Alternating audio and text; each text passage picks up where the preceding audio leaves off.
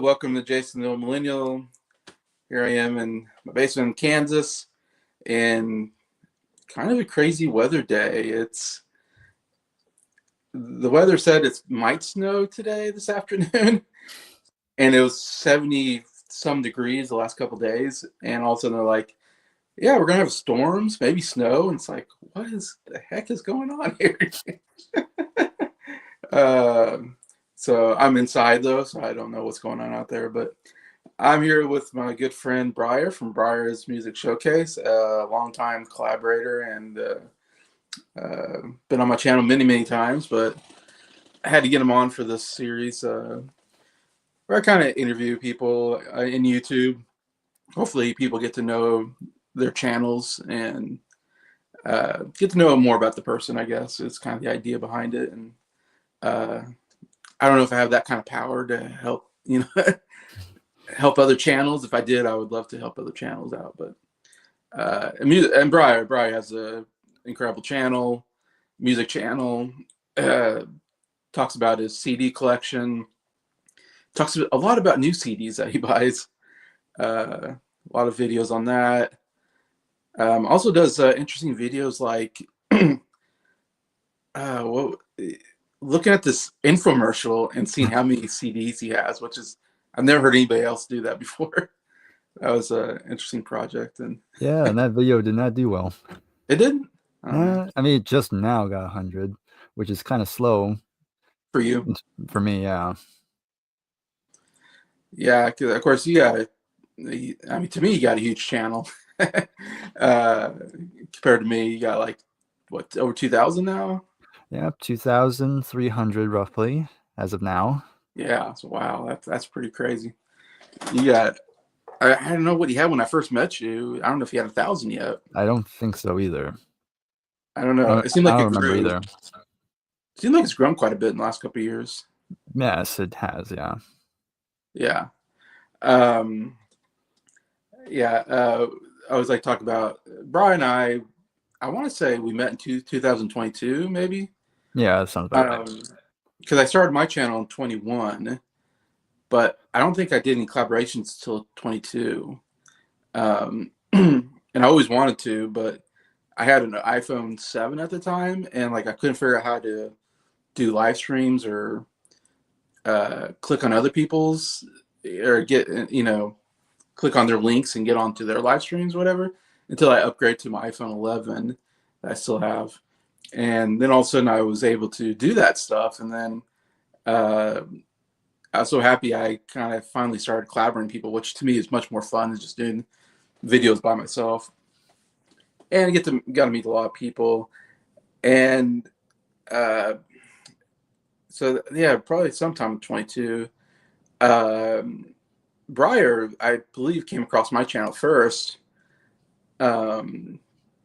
through somebody that we both know, like Rich Strickler, maybe. Yes, it was. Yeah. And I think Bryer started commenting on my channel or something like that, if I remember right. And I was like, wow, maybe you subscribe to me. Because a lot of times what happens is people will subscribe to me and I'll get a message.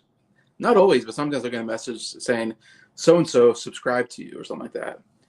And usually I'll click on it and see if they have a YouTube channel. And I usually subscribe back, because I've always feel grateful for anybody that subscribes to my channel. So I always want to support other people. So I don't know if that's what it was. I imagine maybe that's what it was. Something like that, where I was aware of your channel and that you subscribed to me or something like that. And I probably subscribed back and started watching your videos and commented on your videos. And it was just one of those things where you commented on my videos and I would reply, and then I would comment on your videos and you reply to me. And so it was like just this, without meeting face to face, we kind of got to know each other just through commenting, and I just thought, wow, it's like Bryer's just he leaves so great comments on my channel, and it's appreciated because I don't get that many comments usually, so I'm always love when people comment, on a video. It's funny because I don't know, you probably have the same thing, but like, I mean, I think I have like 354 subscribers or something like that.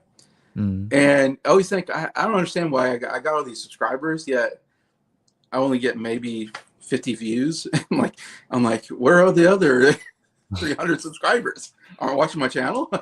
Why is it? Why are they subscribed? And they're not like, I'm not getting their views. And I get maybe a couple comments, and usually they're my like good friends commenting. I'm like, where are the other 300 and subscribers? Why am I not getting 300 comments? But that's what YouTube is, I guess. Yeah. Uh, Some yeah. people So just good. don't. Some people on YouTube just have nothing to say. I don't know. Yeah, people just casual viewers, I guess. I don't Yeah, know. just casual. And so anytime someone comments on my channel, that's like a good way to become my friend and and get to know me, because I'll be like, if you comment on my channel, I'll be so grateful that I'll be like, hey, I want to talk and get to know people. Um, Speaking of the guy, Oh yeah, there's Rich there he Strickler. is. Hey, Rich. Hello. I'm still watching both of you guys, even though I don't always comment. I try to keep up with you both. You guys keep up the good work on your channels. Thank you so much. Thank you very much. I'm glad to hear that. In fact, I was thinking about you, Rich. Definitely want to get you on the channel as well. I haven't really gotten you on here. And Rich was one of the earlier people that subscribed to my channel, I think, and supported me. So always real appreciative, Rich. One of the first people, actually, he was like kind of one of the people that inspired me to do a YouTube channel, because we met through the Reactions to the Classics YouTube channel. Um, anyways, yeah. So then it's funny. I think one of my first collaboration was with Adam from What the Gym. We did a top 10 favorite superhero movies or something like that, and that was the first time I did that. And then I don't know. I knew I wanted to collaborate with you. I just remember being like, and Adam. I wanted to collaborate with you and Adam. I thought me and you and Adam would be good collaboration, or whatever. And I thought I was trying to come up with an idea for like a music collaboration the three of us could do. And then you came up with the idea to do top 10 animated movies, which I was like, yeah, I love animated movies or whatever. And Adam does too. So I was like, that was a perfect, idea. And so that thing, I believe that was my second collaboration I did, was with you and Adam. So And that was my first collaboration period. that was your first collaboration. Yeah. So we're all kind of was new at the collaboration thing. Yeah. And Um, that was like completely out of character for me at that I time. know. Like, because I rarely ever make the first move. I think it was because I think you talked about a specific animated film. I forgot which one it was. And when you showed it, I was like, hey, this guy's an older guy and he likes animated stuff. I don't see that too often. I know. Yeah. And so yeah, it's like I just pitched the idea, and it's ironic that that's my first collaboration, even though it has nothing to do with music. I know. And I mean, I don't really talk about movies that much. No. Yeah, but yeah, it's just one of those spur of the moments. I just decided to go with it. Yeah. So you're definitely like one that, I mean, like I said, you're like the second person I collaborated with. So I feel like you're one of the people I've known the longest on YouTube, because of that, or I've been friends with on YouTube for now 3 years, maybe. Um, Anyways, and we've done so many collaborations on my channel, on other people's channels. Uh, it's been great. I've always enjoyed talking to you, and and watching your channel, and getting to learn the I probably learned the most maybe about watching your channel, because there's so many groups I've never heard of that you bring up on your channel. I think that's what impressed me the most when I first started watching your channel. Of course, I'm always impressed with young people. They know so much about music, and I'm like, gosh, I'm twice their age, and like they know more about music than I do. I was kind of jealous. I'm like how come I'm so late to the party? um, and yeah, so you would show your CDs of stuff, and uh, I feel like, yeah, I mean, I'm thinking it's on my mind, like I never got into Genesis until like I met you and Nick and those people. I was like, Genesis, like this obscure band to me. Like no one ever talks about Genesis or Rush, or I know, maybe that's just me, but the people that I hang out with, we never talked about Genesis or Rush, or um, and there's probably some other ones out there. I mean, even Queen, I didn't delve that much to Queen until after I met you, and then I delved more into Queen, and became a big fan of that. I mean, I knew their music. I didn't know their albums until until I met you and Nick and Scott and all that. Um, but yeah, I don't think I know anybody that has the variety of music. Most people stick with just 60s and 70s, 80s, rock or something, or uh, and maybe younger people. If you talk to younger people, I suppose they're more into whatever's new out there. The Taylor Swifts and the Sabrina Carpenters and the Olivia Rodriguez, whatever, Billie Eilish's. But you kind of run the gamut. Yeah, I mean the newer stuff, that's kind of a newer thing I'm transitioning into. Because yeah, for a long time I was what you just described, just stuck with just one area time period. But I don't know. I don't know if we'll talk about it later, but I know there was a point where I decided to just make the shift and just peel back that sort of like prejudice, if you will, of newer stuff, and just Yeah, be more open to it and try to find understanding of it. But it's still a slow process, but I do want to keep exploring that as I go. yeah, me too. Yeah, definitely trying to get into newer music. It's hard because there's older music I'm still trying to get into. I'm trying to figure out. Anyway, yeah, sorry. This is a long intro just to kind of give our history a little bit. Of course, Uh, I get a grand intro. I love it. yeah. Well, we've had a longer history than I've had with most people. I feel like you're one of my older collaborators, if that makes sense. Even though you're not old, but like I said, I've only done this for 4 years now. I guess this will be my fourth year. Yeah, and Um, I'm sure there'll be another question of this, but yeah, I have a long history on YouTube, so yeah, we'll get to that. in terms of that fronts, yeah, I'm old. I know you're gonna have an interesting answer to that question. Yeah, about how your channel started. But let's get to the first question. And the first question I always ask is, where did you grow up, and what was it like where you grew up? So, born and raised San Diego, California. Um, of all my 25 years, this is the only place where I've lived, and this is basically the same house I grew up with. I still live with my mom and my older brother, because for one thing, of course, California is infamous for its high housing, and so it's just a lot cheaper just to stay here at the moment. Yeah, Um, but I live in a pretty quiet neighborhood. There's really not much activity that goes on around here. The good thing about where I live is that all the schools, all the like middle school, elementary school, high school, were all in pretty close proximity, and so they were all in walking distance, and so I could just walk anywhere to all the schools. Like literally, my elementary school is literally like 1 block away from my house, so it's pretty close by, yeah, and and and again, a good place of where I live is that pretty much all the necessary places I need to go are close by. Like my work is close by. If I have to buy something, there's like a whole shopping center about a couple blocks away. Um, but overall, it's just a very pleasant neighborhood. I wouldn't. It's funny though, because I've heard about your neighborhood and how people are very friendly and people will come out right away to help you. In my neighborhood, it's every man for himself. Like yeah. we rarely ever talk to each other. Ever talk to other people? Yeah, like even to this day, the house on the left side of our house, I have no idea. I don't even know what they look like, Just haven't and seen them. I just never see them. And I guess they must have been multiple people because sometimes we see moving vans, I and was gonna say, I still haven't seen them. The one on the right, I know a bit, but everything on the other side, I have no idea who lives nearby. Um, but again, it's quiet. Like I said, we kind of keep to ourselves. Um, no, there hasn't really been any big events that happen. It's just kind of quiet. that's good.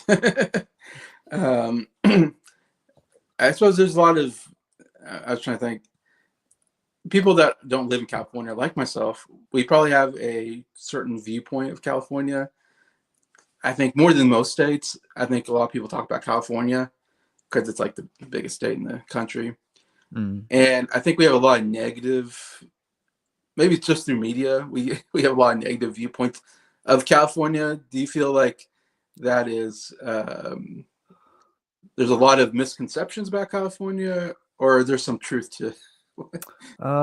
Depends. Which one do you have in mind? Well, I think California. I think of like gang related, but again, I'm probably thinking of Los Angeles, but I just think of all California as like this gang infested uh, state that. uh, Again, I mean, of course, I think like every big city's gonna have one. I don't think it's just California, but of course, California has like the big, kind of like the big, like the most well-known gangs are from California, so that yeah, might be where it comes from. Um, but again, as long as you know where to go, where to stay away, yeah, you're relatively safe. I mean, yeah. I've never run into any gangs Okay, personally, um, and I plan not to keep it that way. Um, but yeah, but I get it, but it's not. I wouldn't say it's just a California thing. like I said, that's probably a negative perception I always have, but I think that's because I see a lot of stuff about. I'm guessing I don't know if that's mostly Los Angeles. I'm thinking that has like those problems, like homeless problems, Yeah, gang problems. San Francisco, it's always the homeless are defecating on the streets, and there's heroin needles in the park, and yeah, I don't know. There's a really negative perception, but that might just be the media I'm watching. yeah, I would say media tends to overblow in certain things. There's Yeah. some truth in it, but maybe scale back a bit, you know?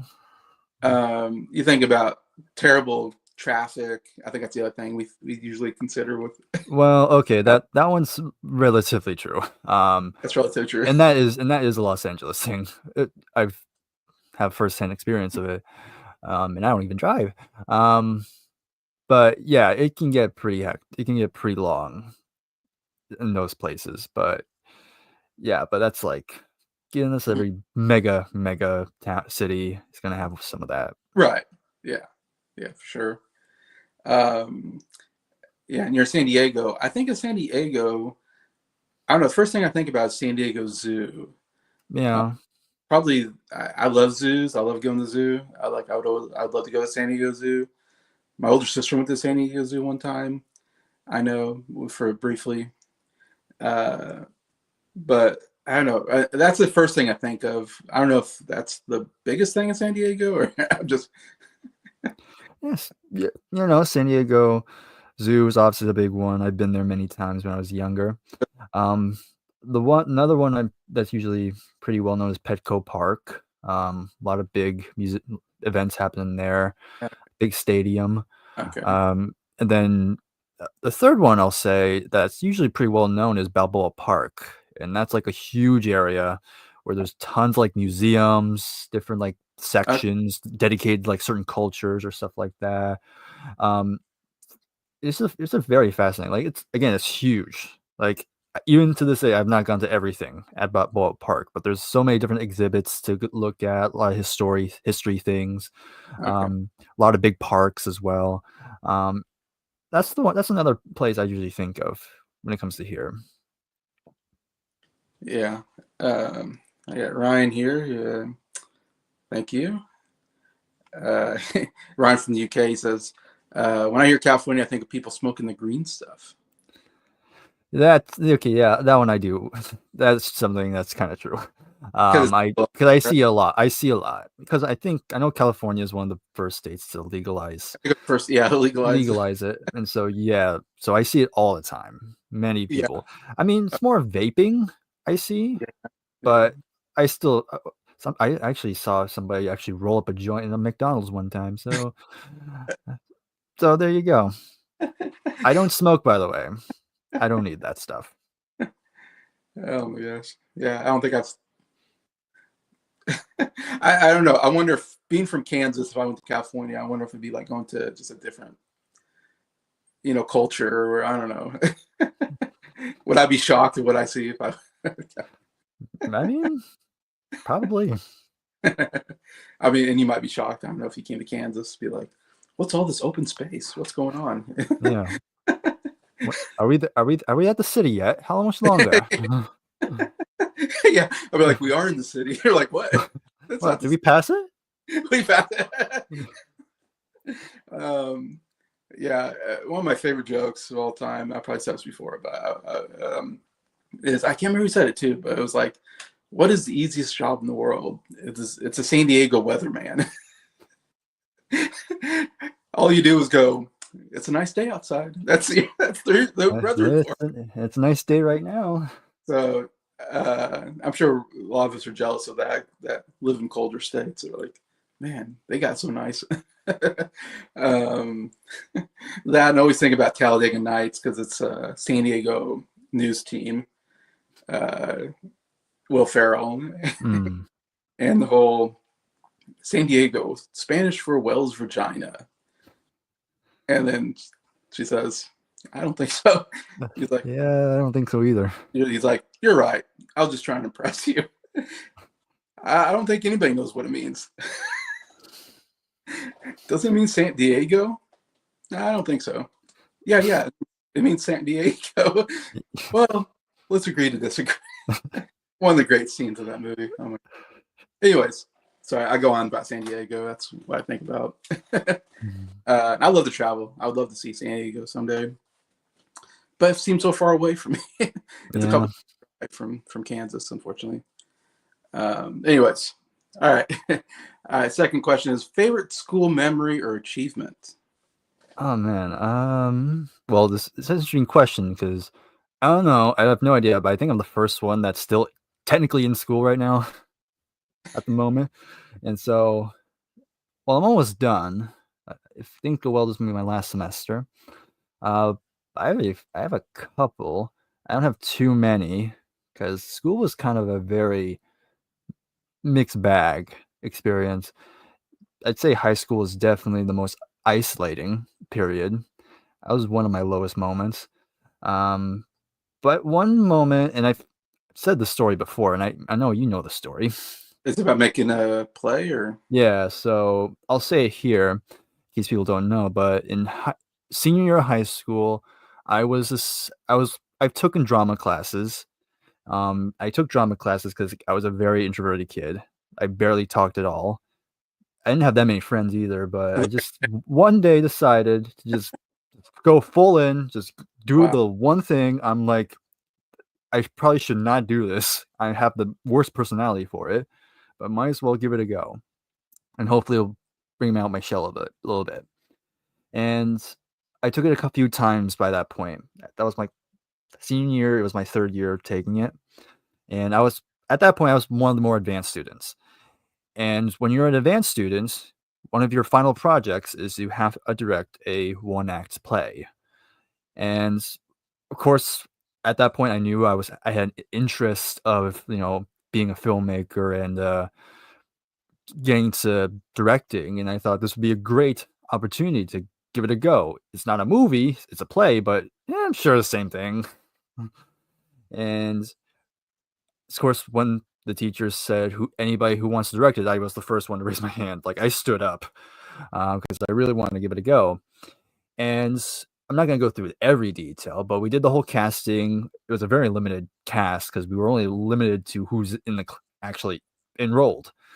So we did casting, and I was able to get as good people as I could get. Um, Obviously, they're high school actors, so of course it's not going to be that amazing, but yeah, you just got to roll with it, and I'm sure they can work it out. And I had the script, and it was actually I didn't write the script, like, it was not my original story, but I actually got it from a manga I read at the time, and in the manga, it actually featured, like, a play, and I was reading it, and I was like, "This is a excellent story." I really think it'd be easy to adapt because it only takes place in one room. Um, I don't think I ever talked about what the story was about, but, the story basically was about, this woman wakes up in a hospital bed, and she wakes up.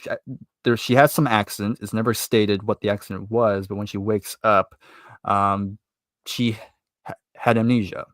Can't remember anything of what she was before, Yeah. and she's kind of there, panicking, like figuring out like who am I, what was I like, and her nurse is kind of like the I guess the one that calmed her down, and she says that three people are going to come visit you, and the three people are a school friend, um, her younger brother, and her partner. Um, and the main character is going to be like, okay, this is good. I'll be able to learn more about myself and see who I was. And to her shock, all three give completely different answers. Like Uh-huh. when she was with her friends, she's like this big, outgoing, very popular girl. But then when she talks to her younger brother, she's completely isolated, distant, doesn't really talk to them. But then when she talks to her lover, she's more, I guess, kind of more introvert, not like kind of like more like how do you describe it? Like very needy, like very like dependent on them. Uh-huh. And now she's all confused. What which one's the real me? That whole thing. And it just keeps going from then on. I'm not going to spoil it here, unless you want me to, but I just really enjoyed the story about the idea of putting on different masks on when because I think we all do that whether we realize it, just depending on the person, we just put on a different mask, Yeah. act a certain way. Um, and I thought it was a good idea. And so I pitched the scripts, and it did get agreed, and it got the green lit. And we spent like a few weeks just rehearsing, and it was my first time actually directing like a group of people for the first time. Yeah. And again, I'm an introverted. This is like the most people I've talked to in a long time. Yeah. So it was definitely an experience. I really enjoyed the process. Okay. I think me and the cast got along pretty well. They were pretty respondent to what I wanted, and yeah, I think most of them did fairly well. Um, but then it all came crashing down when it was time to premiere it in front of a class, Yeah. and it all happened the day before. I was about to go home, and I saw one of the actors, and he saw me, and he's like, "Hey, I'll see you tomorrow." And I'm like, "Okay, yeah, see you then." And I don't know why, but when he rode off, because he was on a bike, he rode off, and now I'm like, I have a bad feeling for some reason. Yeah, Pat. I don't know why. And so that night, I just went ahead. I just rehearsed his entire part, like in one night, just rehearsed all his lines, because I felt I probably should. I should have it memorized. His part's really small anyway. He doesn't have that many lines. It was actually the younger brother role. This person was playing the younger brother, Okay. and this guy was French as well. He was kind of one of those exchange students, Okay. and so I don't know why, but on the next day, me and the cast got there early to do one more rehearsal before, and we're waiting for we're waiting for the French guy, and like, where is he? And we're just waiting, and we texted him, but he never replied. And so I'm like, I fucking knew it. And so we told the teacher what had happened, and he gave us two options. Either either I just jump in and do the part myself because I memorized his lines, or I get some other guy in the class to just read out his part. Like he has the script and he just Just reads the hold. lines. Yeah. In hindsight, I probably should have done the second option, but I was so stubborn because I had specific like blocking, how to block the scene, and I didn't want to get rid of that because now I have to tell him like, okay, because it's all last second, so there's no way he's gonna remember where to stand at a certain point. And so I'm like, nope, I'll do it. I'll step in. And yeah, so before then, I because we had some people doing like lights for it because I had lights too. And what sucked about being the actor now is that I couldn't be in the back with the light team to direct them. Like, okay, turn on the light at this moment. Huh. I had to basically trust them to see if Right. they get it right. And the play started. It starts with a narration. Someone in the booth is supposed to do the narration, and so I'm with the cast. The lights come on, and the person says the first line. The narrator says the first line, and they were already messing up, Oh, like really? completely stumbling. He had to like I'm hearing like they're reading the line, and then at some point they stop. Like, oh wait, hold up, hold on a sec. Let me start again. Like you hear that, Really? you hear that, and I'm like, oh, that's this. We're off to a great start here, and we just powered through. We kept going, You're giving a and, look, and the other guy. and the thing is, I can't look at them. I'm just giving bad looks in backstage. And the sad part is we didn't even get to finish it. We ran out of time.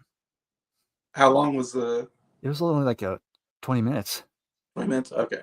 Yeah. And what's and what the reason why we didn't have as much time is because we had other projects due at the same day. And we had to sit through and because we also do monologues. And so students had to do their monologues first. And it just kept wasting our time further and further to the point where we there was no way we were gonna finish it.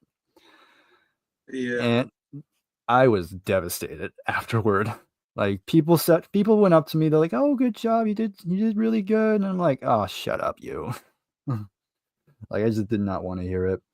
Um, and what sucked more about it, the reason why I was so depressed about it, because like I said, I was so depressed in school, in high school, and I thought that was gonna be my grand send off. Like this could prove everybody I may be Oh, quiet, but look what I'm capable of.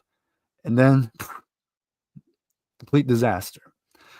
yeah. And yeah, and so I was pretty depressed during graduation too. Oh, Like I think you can find I don't know you might I'm not sure my mom posted pictures of my graduation on Facebook, but if you really look in there, I was completely gone. uh-huh. In any case, but even though it didn't end really good, I still was pretty happy on the process of it. Like Yeah. I said, me and the crew got along very well. I did not have any well, except for the French guy. I did not have any beef with anybody else. Did you see him again? No, I never saw him He just again. He just completely vanished. that's something. Yeah, maybe that's why Brits don't like French so much, I guess. Any case, so that's one story. So that's definitely a memory I'll never forget. Even though there's some hardships in it, there are still some good moments that I feel like I definitely learned a lot from it. You've directed since, right? Well, yes, a little bit. I wouldn't say like not. It's only recently I've started kind of in being in the directing like a big crowd again because I'm currently taking a film Yeah. class at the moment, Yeah. and yes, I'm directing it this time, Yeah. and that would probably be the second story of your good memory in school. Because right now we're doing a project where we have to um, dir- uh, recreate a scene from any movie or TV show and try to get as close to it as possible. Okay. And so we had it. I actually pitched an idea. There's a lot of options there. Yeah, we only rounded it down to 6 groups, so only 6 scenes could be made. And so Okay. we all and most of us pitched nice a scene we thought would be good to film because we were only limited to being on the campus. Like you could film outside, but try to keep it on campus to keep it small. And I pitched a scene idea. It was actually a Monty Python sketch I pitched. Really? Yes. So the scene is 2 office workers working at their office. One, they're sitting right in front of each other, and then they're working, and then all of a sudden a body falls from the window, and one looks out, and they're like, "Hey, did you see that?" And the other guy's like, "Hmm? Did you see somebody fall out the window? Somebody just falls out the window." And then the other guy's like, "Oh," and then continues on working like it's nothing. Yeah. And it just keeps going back and forth. So in any case, I pitched that idea, and shockingly, it got the most votes out of everybody. Interesting. And so, because of just how absurd it was, I guess. So Um, you're doing it Americanized, or no, no, are you doing it British? I'm doing it. I'll keep moving the story along. So I got a team. I didn't pick my team this time. They just kind of the the teacher was like, okay, just choose which group you want to be in, and I random people just showed up in my group. So I'm like, okay, there's my team now. Okay. And so I didn't really I couldn't really choose anybody. Um, but yeah, so I didn't think I was gonna act in it, but one of us, my group was pretty weird. I would say I have the most ragtag team out of everybody because it because it's all wide variety of like skill level. Like you have some people who have very little experience, and then I have this older woman in her 60s who's had years in television. What? Yeah, she had like years in television. That's something. And so now I'm like, okay, let's see how this goes. And so it was actually the older woman who was like, you should be the other actor. And I'm like, okay, Okay. guess I'm doing it. I guess I'm acting then. I guess they'll save us on casting, I guess. And so I don't mind acting. I can do it only if it's absolutely necessary. Not sure if that was necessary, but whatever. I just kind of roll with it. And of course, since I was the one that pitched it, I'm directing it, and this is an interesting one. It's a very different experience than directing a play. I'll tell you that. Uh, Um, I'd say the biggest challenge of it is not so much like directing people because I've gotten much better at it. hmm Um, but sometimes you get the idea someone is trying to overstep the boundary. And what I uh, mean by that is that because, like I said, I have an older woman, years in television, yeah. and even though I'm directing, there were many times she would constantly try to change the way I want to do it.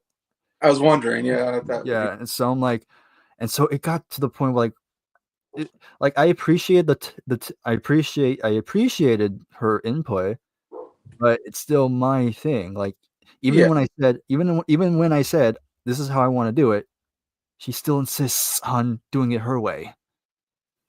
And so it got it. I know one teammate really confused to the point like she didn't even know who was actually the director at that point. Oh.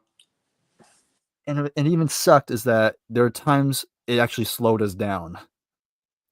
Like this has been like we've been filming this for like 2 weeks, like 3 weeks now. I felt like we should have been done a week ago by now. But in any case, it's still ongoing, so I'll tell you how that goes. But overall, we're getting there. I think we're supposed to have, by the time we're doing this, we have to turn in a rough cut of it. Not the final cut, but a rough cut, just so Okay. we can show the class what we have so far and anything we need to improve or anything we need to edit.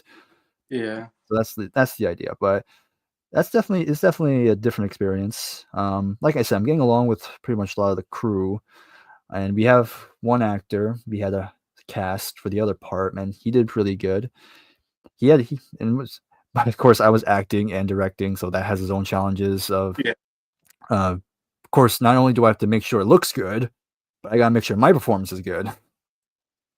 And yes, I had to do a British accent for it, so I had to basically relearn it, how to do it again. Yeah. But people said I sounded good. Okay. They Cool. thought I sounded quite similar. But yeah, that's probably the two big things that happened in school. That's interesting. Yeah, all dealing with kind of film and directing and uh, all that kind of stuff. Um, that's cool. So that was your main. So that was. So it sounds like you weren't as like involved maybe in different like sports or activities. Probably it was just. But I know you're you know karate, so I know you're involved with that. So Yeah. I uh, mean, that's I mainly stuck with art. I didn't really do any sports because I'd die in it. I would not survive sports well, one. karate's a sport or Well, not. yes, but that's the only sport I feel like I could be fine Yeah, at. yeah. But like I know I didn't want to do football. Soccer, maybe, but this wasn't my thing. I'm not a sports guy in general, so I just stuck to karate Yeah, oh, that's and cool. art. Um, I mean, martial art. There you go. Ryan wants a glimpse of the accent. Oh God, no. I You don't know, want to do. I don't. I'm sick of the British accent for the as time soon as being. you up like that, people are like, "Oh, let's hear it." I know. I know. Uh, Probably getting I, camera. not in the live setting. Like, not in the live setting. Sorry. Oh, okay, well, because Ryan's British, so that's probably why. Yeah, Yeah, I figure. like let me be the judge of this British accent. I'm here. No, no. I mean, my group thought it was fine, but if I did that to an actual Brit, I would be like, "What the heck are you doing?" To that in front of a British guy. I always go to. I always think of Dick Van Dyke and Mary Poppins. That's my favorite. Hello, governor. Yeah. I'll sweep your chimney. I will. I will. Like that kind of stuff. Always cracks me up. I'm sure British people are like, "That's terrible." I'm like, "Oh, Yeah. uh, I think even Dick Van Dyke thought, yeah, maybe I was camming up too yeah." much. It probably is still up. Mary Poppins. I don't know that kind.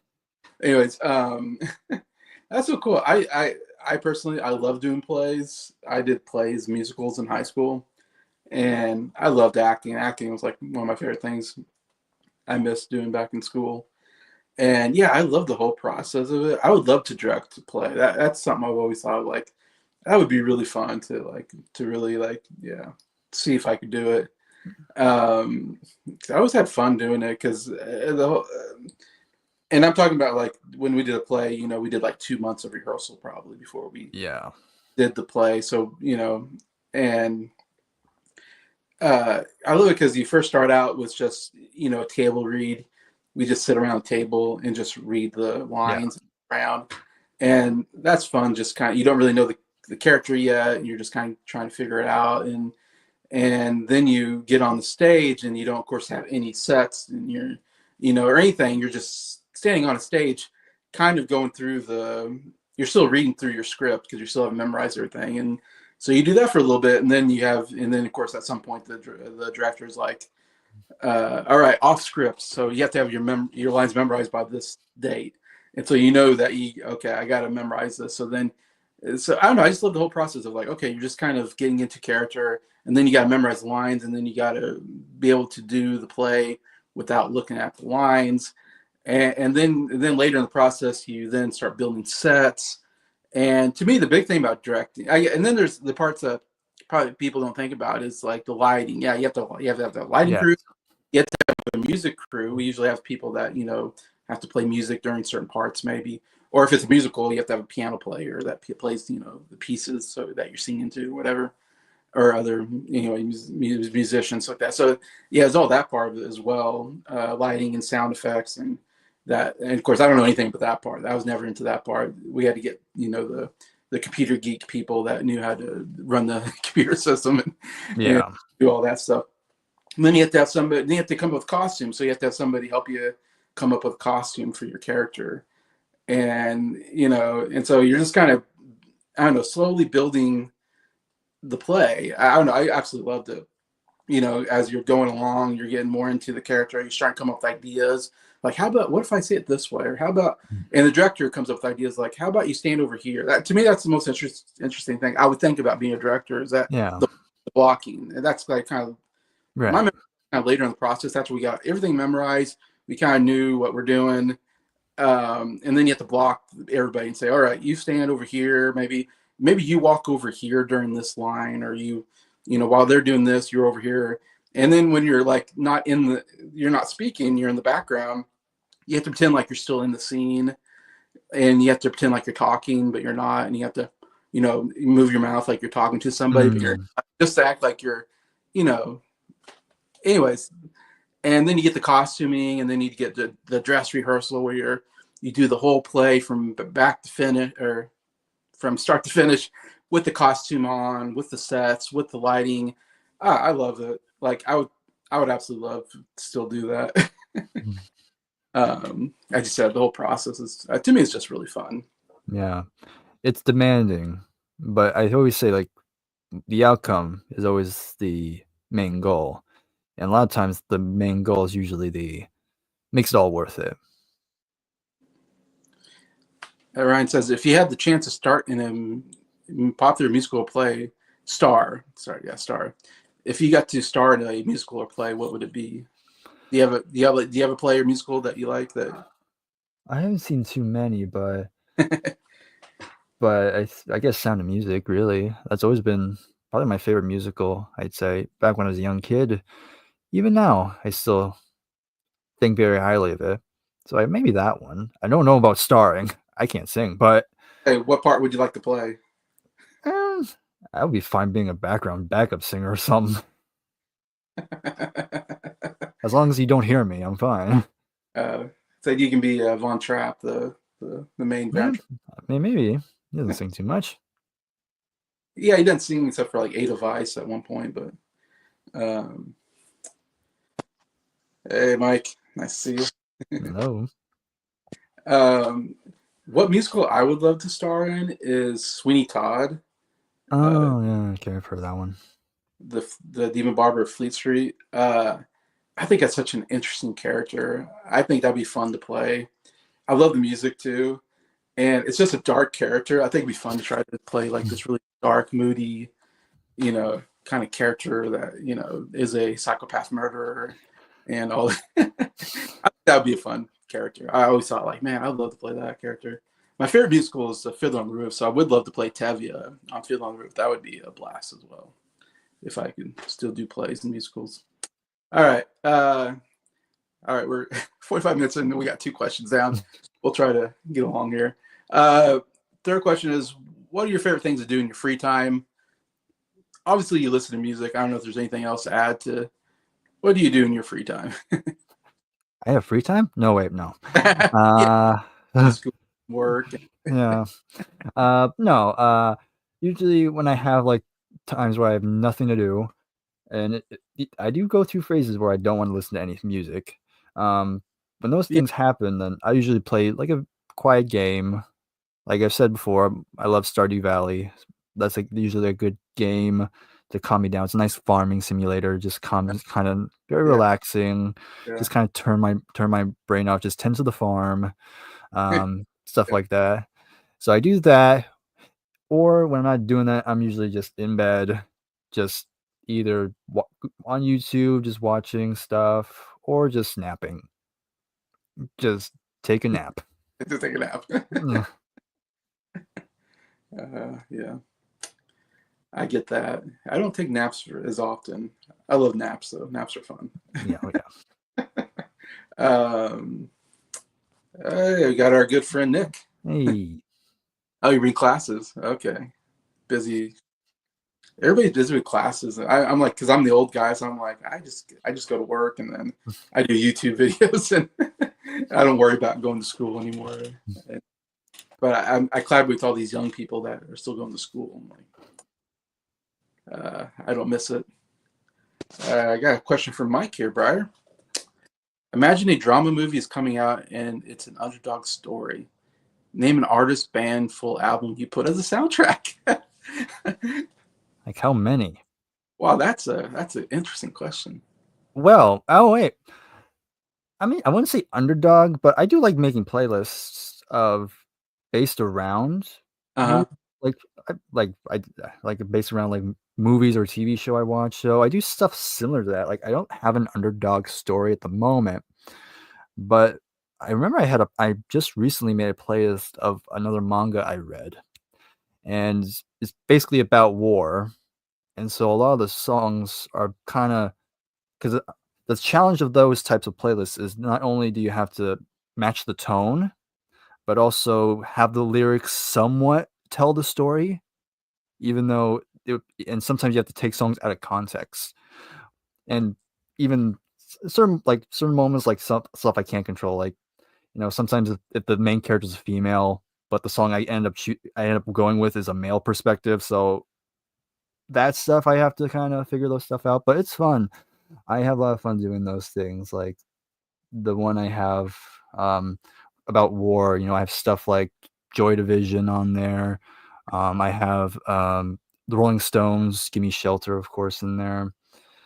But at the end, it's a love story too. It's not just all death. There's a Yeah, lot of death, but there's still a love story going on. So you have to have songs that kind of showcase a little bit of a romantic side, but still having a little bit of that dark edge to it. Um, I have a Nick Drake song in there that kind of fits the theme, and I didn't put it in Queen's "Who Wants to Live Forever" because it also deals with there's a bit of a fantasy element too. With there is a character that's immortal, so I put that in there too.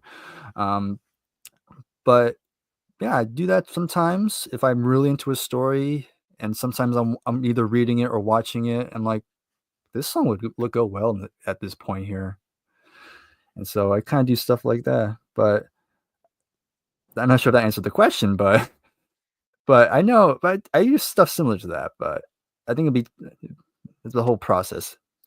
Don't have time to go through everything. well, yeah. So the question is like, is there an album, like an actual album that you just say, all right, here's the soundtrack to the movie? I don't know. That's a hard question. I don't know about albums. I just know songs. I'd probably put in there. You can make a playlist, is what you're Make a doing. playlist. Yeah, I know Queen. I Want It All would be on there. Because I was trying to think when that's happened. I think it's happened before. Like the one I'm thinking about is The Graduate. Had it didn't have a soundtrack, but I mean, it had Simon Garfunkel songs. Right. So and it had Mrs. Robinson, which was on Bookends, which came out that same year. So that was kind of a new song too at the time. And I was looking ahead at because I'm looking at my top 10 albums each year and looking up albums for each year. And the Graduate soundtrack was one of the top 10 best selling albums of that year. And Bookends was too. So it's kind of funny. Both albums were in the top 10. And I was like, oh, that makes so sense. Makes a lot of sense because, Mrs. Robinson was a huge song. It was Grammy Song of the Year, and it was in The Graduate. And so I'm sure people were back in that day were buying that soundtrack like crazy. I know it has Sounds of Silence in it. I don't Hmm. know what others. I don't know if there's more than that. I know there's those two, but I know they were a big contributing factor to that movie. Is Yeah. we're going to do Simon Garfunkel songs, and it worked really well. I'm trying to think if something like that's happened since then. It probably has, and I'm not thinking. Because it's kind of an interesting idea. Just go. I mean, we do it well. I mean, like we do it with Disney animation with like Phil Collins. Yeah. We'll just have Phil Collins write the music and for Tarzan and Little Bear, and that works really well. Or Elton John is another good example. Like just have an artist write the soundtrack or something. But yeah, I don't know. There's not a real. I can't think of a really good answer to that question either, though. Mhm. It'd have to be a lot of thinking. Um, it's an underdog story, so yeah, you got to think what band would have an underdog feel to it. I don't know. Yeah. How would you go through that? Or dramatic? Who's real dramatic? Like I think of like Pink Floyd or something like that. Like Dark Side of the Moon would be a very dramatic album Dramatic. Yeah. uh, Maybe. that you can put a drama around that music and feel the drama. Anyways, but uh,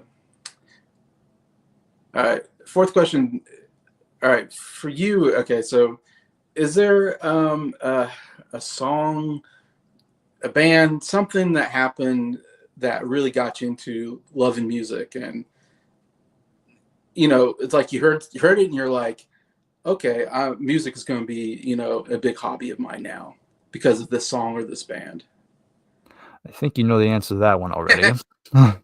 Is it over here somewhere? It's over. It's over. It's behind you. I mean, It's looking over my shoulder right now as we speak. I mean, yeah, it's got to be Queen.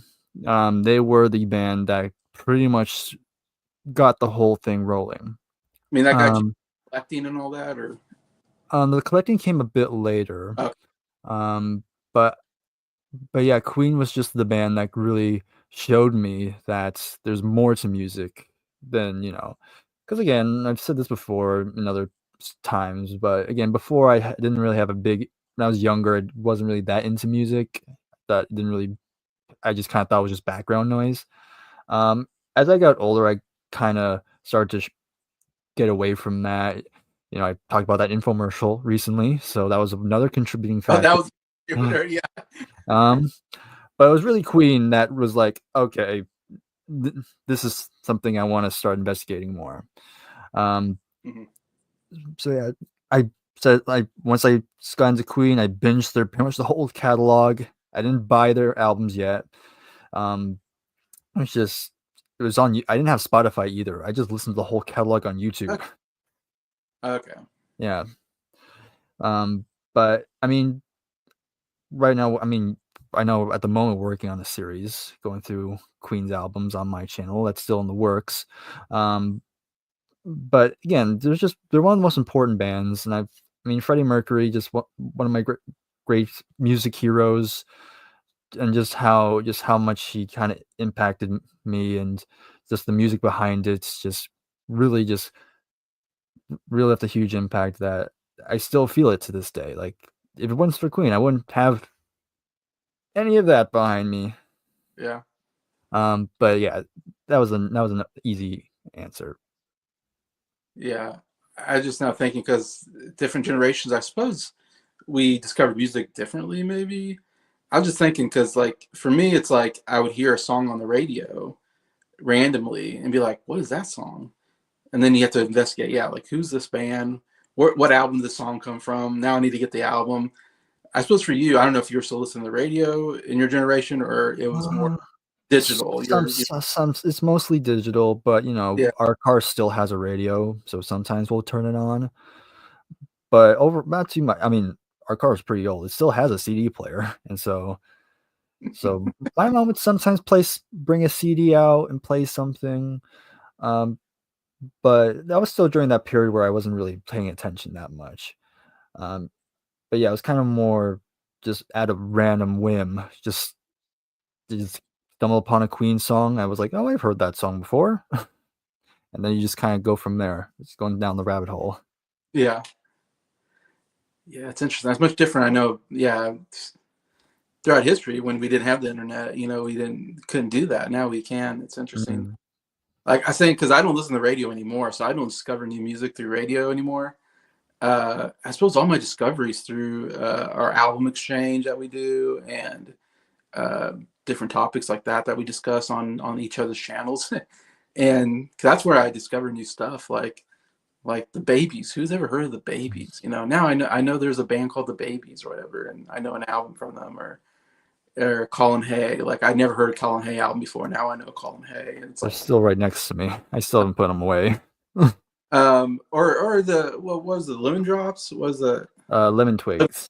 yeah, like yeah, that's a fairly new band that I've kind of discovered recently through album exchange. That's how I'm discovering music now. It's not through radio anymore; it's through other people. Um, Question 5: do you have a favorite vacation that you've been on? That's a hard question. I don't really like traveling too much. I was gonna say you don't travel a lot. I don't think so. No, I'm very much a homebody. I just like this house. My room is like my safe haven. Yeah, yeah, It's like the Brian Wilson song, "In My Room." Yep, yeah. yep. I mean, I've gone to places. Of course I go to Mexico. That's probably the one I frequent most because do have relatives there. Okay, that's I go there sometimes. yeah. Um, Probably the furthest I've been outside of San Diego is Arizona. I went there on a vacation, but it was a long time ago. I think I was like 8, I want Mm, to say. And we just went through the entire big cities of Arizona, like Phoenix, yeah. we saw the Grand Canyon. We've been to Cool. Tombstone. Cool. Um, you name it, we most likely saw it. Um, that's the furthest I've gone. I mean, I would love to go to England if I were to go and travel. Fun. 'Cause, yeah, because I love, because I do like a lot of British culture, Mhm. and I like the steam engines there, so I want to check those stuff out. Maybe Japan too. Japan would be another one that'd be interesting to check out. Um, but overall, I don't really. Of course, money is also a factor, but as of Yeah. now, as of now, I'm fine being at home. How about the Philippines? That would be an interesting one. I know I have family there too. That might Yeah. be another one that'll be interesting to check out. Yeah. Well, I've been to England. I've been to the Philippines, so I can tell you I've been to those two places. All right. I'd much rather go to England personally, but there's so much cool stuff there. I still want to go and see and meet people. Um, anyways, but yeah, that's cool. Arizona. I've been to Arizona once. Got to see. I didn't see the Grand Canyon though. I didn't go that far in. I just saw like the four corners states where you get, Oh yeah. which is really cool. I actually thought that was a really cool area. Anyways, but yeah. Number six. What do you feel is your greatest talent? Greatest talent. I would say greatest talent is just making videos. Kind of broad, but it's just something I've always enjoyed doing. Like something I kind of got better as I've gotten older. I, I'm still trying to still learning new stuff as I go about it. And trying to make things better. Um, you but really it's like just editing and stuff, right? editing. Yeah, I do. I enjoy. That's also kind of fun. Kind of exploring again, figuring out different effects, stuff like that. Effects Yeah. I probably can't use on my videos, but still good to have at some point for something. Yeah. Um, but yeah, it's just I think that's probably the one I kind of hold dear as well, because that's the one because I'm the only one in my family that really does stuff like this. They kind of just kind of lead me to it, and I just kind of figure it out on my own. Um, but yeah, I think that's probably the one I go to. I think of. Okay. That's good because you do a lot of YouTube. It's a good talent to have. I would say, yeah, you're great at. Yeah, I really love your editing. I guess I don't know how to say it more than that. Uh, I love some of the skits that you. I don't know if skits is the right word. You do. You've I do done. like I've done like a gag or something. Yeah, I love. Well, I still think the Mr. Wonderful, Mrs. Wonderful scene gag was one of the funniest things I've ever seen. Um, you can see some of your like filmmaking, editing in that. Just how it all kind of worked together. And I watch that going like, I don't know how he shot that. Like, like that's so interesting. Anyways, which goes into your YouTube, and then you're also into directing, I guess. So it all kind of comes together. Uh, your ability to be in front of a camera, and all that. Uh, Number seven, what would your dream job be? Anything to do with filmmaking, I was gonna say, is it, I'd probably do it. Like directing, I've dabbled in writing. That'll be something I would like to do. you I written had an poetry, or am hmm? I crazy?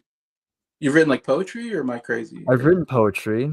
okay, I only have one poem was published at yeah, for my school. yeah, Um, actually, one best poem. yeah, yeah. I've dabbled in a little bit of that, but I would like to do like maybe a novel at some point, Oh, yeah, or just write a screenplay in general. yeah. Um, but yeah, mainly filmmaking. It would be cool. Um, anything behind the camera, like I'd be fine with. I Mm, don't care what position, like editing maybe, um, just assistant directing or something like that. Like yeah, as long as I'm on the set, I wouldn't mind what I get, and yeah. just kind of always learning that sort of thing. It's been a while since I've done that. Like even though I'm currently taking a film class, like in terms of like being outside the class and doing like an actual professional production, it's something I do want to kind of go back to at some point. Well, I figure you're in the right state to do that. Yeah, the only thing that holds you back is networking. Yeah, yeah, Yeah, as long as unless you know people, it's yeah, going to be a lot harder. yeah. That's true. But yeah, I would think that's where yeah a lot of your filmmaking is in California. So or actors, I would think I would always. I mean, you're in San Diego, you're not in like Los Angeles, or you're not in Hollywood, but Mm. I would assume there are like people that like to act out there and models and stuff like that. Oh yeah, oh yeah. There's probably people in that business that you can get, you know. I can imagine compared to Kansas, you know, we're not big filmmakers here. um, all right. Number 8, what's something about you that may surprise people? Hmm. I guess I'm only. I guess the perspective of going if you've only seen my videos and you meet me for the first time, you realize just how quiet I am in real life. Okay. Because of course, when I'm in front of a camera, of course I'm more animated, if you will. Yeah. Put more inflection into how I talk. But really, if you catch me unexpected, I'm like I will give you like very short answers. I'm just because I'm always an introvert. I'll always be an introvert. Um, and I try and I try to be nice. I try to be, but a lot of the time I'm like I just want to mind my own business and just kind of carry on what I need to do. Yeah. Um, but unless I really know you, if I know you really well, I'm more talkative. But really, I'm just like I just gonna do my own thing. Please don't bug me, please, sort of thing. Yeah. And but yeah, that's pretty much it. I don't. I'm Right. just pretty. And I could also something else. I'm pretty stone faced too. Like I'll keep like the same face a lot of the time. This is funny because I think I had one misconception that people thought I was always high all the time. really. I actually I was at I'm not, I'm, I was at this rave. Long story, but I was at this rave one night. I wasn't doing anything. I was just minding my own business because I knew the person running it, and I was just there to support them. Mhm. And this one person just walks up to me. I could tell he was high off his mind, Uh-huh. but he just walks up to me. He looks at me. And he's like, "Bro, I'm getting high just looking at you. You're so calm." And I'm just like, "Thank you." Because I do have that sort of like calm demeanor when I'm just like sitting, just kind of, I look so like chill. Although in my head, I'm like, so many things are racing through my head at the same time. Um, so I guess I have that quality that I guess I calm people down. Oh, From okay. I thought that was a little funny moment. That was interesting. Yeah, I'm just now imagining you like going to a party and just like not enjoying yourself. Oh yeah, I hate parties. You're like, I'll just be over here in the corner. Yeah, just sitting here, Yeah. and I'm just looking like, I, can I? Is it time to go home now? yeah, yeah, exactly. I'm the same way. I don't like being around big crowds of people or anything. I like small groups. I like being in small group settings. I can be a lot better socially. I'm kind of the same way. um, in fact, I get kind of antsy if I'm in a big crowd. I'm like, I just want to leave. Here's a question. I'm not sure I understand it, but we'll read it here. Scott from Sound Lab Studio says, if you did a 20 questions on your channel, which channel would you choose to co-host? I guess that's for me. If I did the thing, why would I do that? I don't want to steal ideas. um, but no, I mean, if I did, I mean, it'd probably be just the people I know best. Oh, who you would have on the channel? Maybe Yeah, that's what you mean.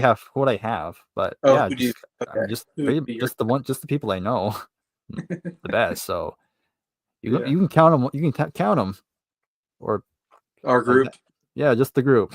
That's all I'll get. the Music Junkies group. Yeah, pretty much. That's pretty much. There you go. That answers the question. Just those people first. Yeah, and Ryan, I had him on my. I did 20 questions with him, and he kind of had a similar. He kind of was similar to you as well. Yeah, as he says, unless pretty close, I'm quiet and keep it to myself.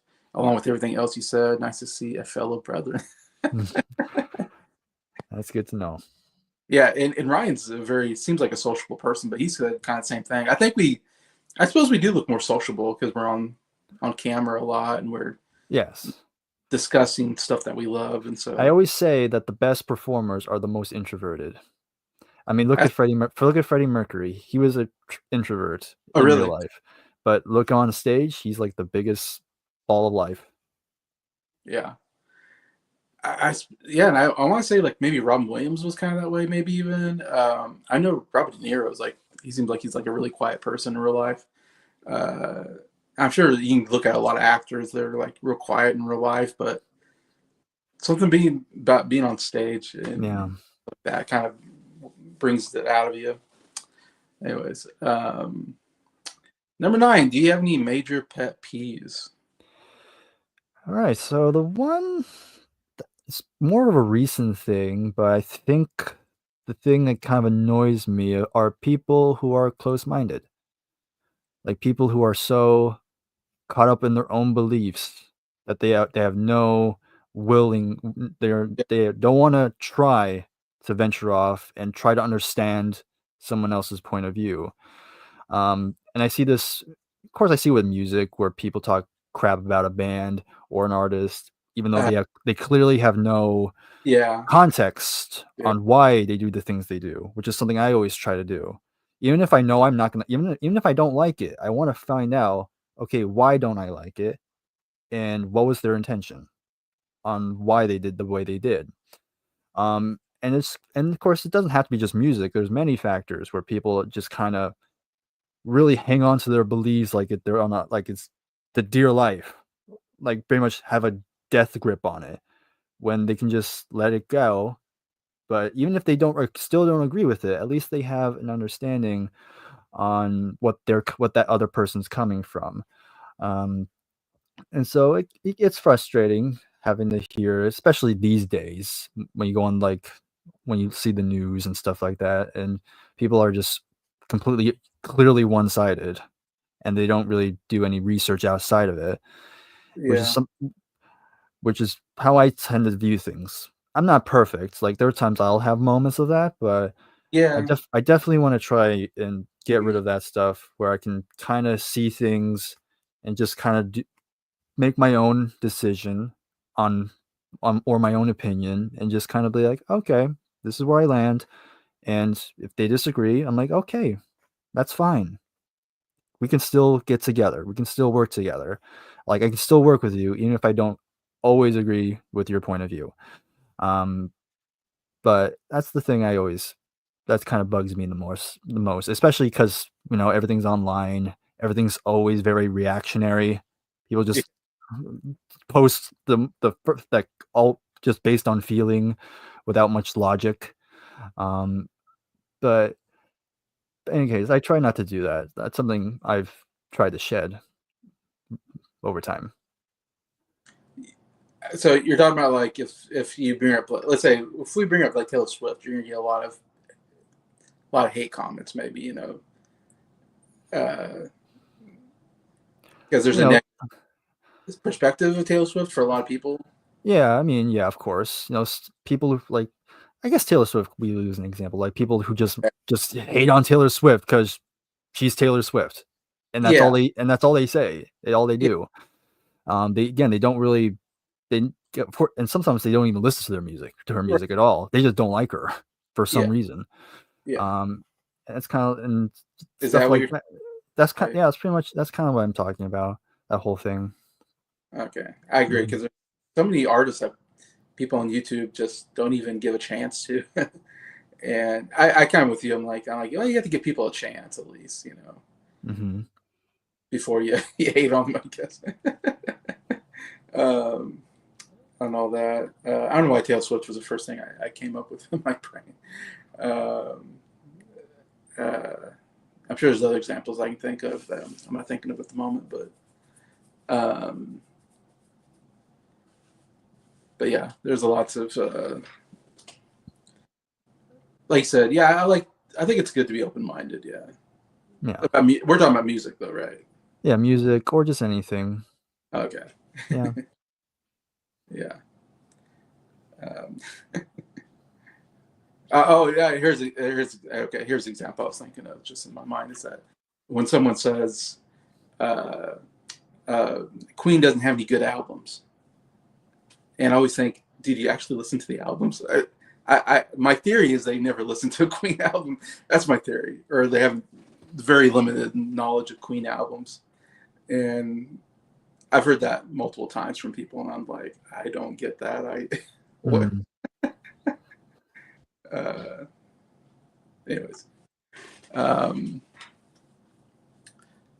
all right, number 10. What was your first job?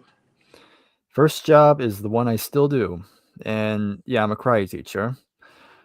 I've been training in karate for guess now 15 years, I say 15, Wow, 16 years, wow, but I've only been teaching it for about 7 or 8. oh wow, okay. Um, and it just came by accident because it was like I was still kind of like an intermediate belt, but I was not like a high ranking at that time. But I came for my lesson early, um, but my sensei just kind of saw me sitting there, like, "Hey, you mind coming in and just watch this student for a little bit while he helps somebody else for a second?" And I'm like, "Okay." Yeah, I just kind of walked in. I just kind of just watched him. I don't think I gave critiques yet, but everything after that, I just kept coming early, and I just kind of started helping out more. Started volunteering, I guess volunteering at that point. And then I just didn't really stop doing it. I don't know why I didn't stop doing it, but I just kind of kept going. Eventually, I started helping out during like the younger kids class. Started volunteering with helping out with that one, helping out with the drills and stuff like that. And then over the years, by the time I got to black belts, I basically get to the point where, all right, you're black belt, you're basically a sensei now. And because if you want to be a sensei, you actually have to go through an academy first. oh, I okay, didn't do I didn't do it. They just kind of you help out so much, you can just you have the job now. Um, and yeah, I've been doing it ever since. And I've gotten pretty fairly good at it. Um, I usually work with all ages. I started out with just the young kids, but now I can work with both the older kids and even adults we have as well. And I have ran full lessons on my own without any help. That's something I've gotten a lot better at, just planning out, okay, which drill are we going to do? What's the theme of this lesson? And students usually follow it pretty well.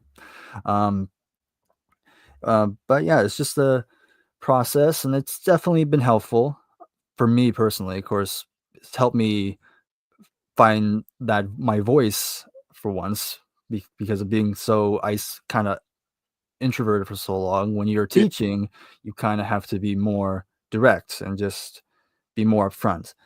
That's something I always was very appreciative of, and that's kind of why I still do it. Because I do like the pride I do get when I'm teaching somebody and they understand what I'm actually trying to tell them. Um, but yeah, this I actually have work later today, so that tells you. Ryan mentions Justin Bieber, Yeah, something people like to bash on. Uh, yeah, he's interesting because when he first started, he was such a kid, uh, and he had such a you know it's hard when you're adult and you listen to a kid because they're like, oh, they're just a kid, yeah, uh, they're talking about kid things, because that's all they know. I say kid, teenager things. So the music, I mean, it takes a little while for your music to really develop, I think, and so it's hard when you're that young, starting out, I think. And I know he had that baby, baby, ooh, like that was like his big song. It was yep. a fun, catchy song, and he was a cute kid, with the blonde hair and he's kind of adorable. And then when he grew up, though, he did. I think what's ruined him was just the antics outside of music. Is really, That's something a lot of child yeah, idols go through that phase of trying to be rebellious. And Right. yeah, I mean, I guess he's kind of quiet down now. I Yeah. think he recently had a kid recently, so Okay. and I don't think we've seen much of him re- recently. No, I think his music has been more uh, received as of lately. It seemed like as he Like got people don't like, people don't really hate him as much. I don't think. like his music has gotten better. Maybe I don't know. I haven't really listened to his music, so I guess I'm one that's like I don't know much about Justin Bieber's music. um, I guess I have a negative. I would say I have a negative outlook on Bieber just because of all the stuff outside of music that he just I don't know something about him just like rubs you the wrong way. Miley Cyrus is the same way. She kind of went through that as well. Yeah, like you said, a lot of young people go through that. Unfortunately, it's hard to become, I think, a child, and then when you become an adult, it's just different, and it's hard for them to make the transition. Yeah. Probably music and acting, of course. Acting is really difficult on child actors. Um, because I was just researching about Frankie Lyman Mm. from I think the teenagers. They had the one hit song "Why Do Fools Fall in Love," and he was like 15 or something like that. And then they took him off and said, "Okay, let's give you a solo career because you're like the star of this group, this doo wop group." Mm. And his solo career just didn't go anywhere. And then he dies of a heroin overdose at 25. I mean, that's his whole life, and and it's like that kind of tragic stuff happens, and uh, Yeah. it's very unfortunate. I'm thinking of what's his name. There's a Carter. I think his last name's Carter. Oh, Aaron Carter. Aaron Carter. Yeah, and he died maybe a couple years ago. And Yeah. I remember him as a kid, because my sister was in love with him, because all the girls loved him because he was a cute kid. And then he just, career didn't really go anywhere. And then next thing you know, he dies like in the bathtub or something. And you're just like, oh man, like what happened?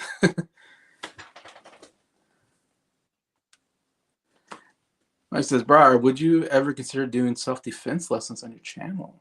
That's interesting.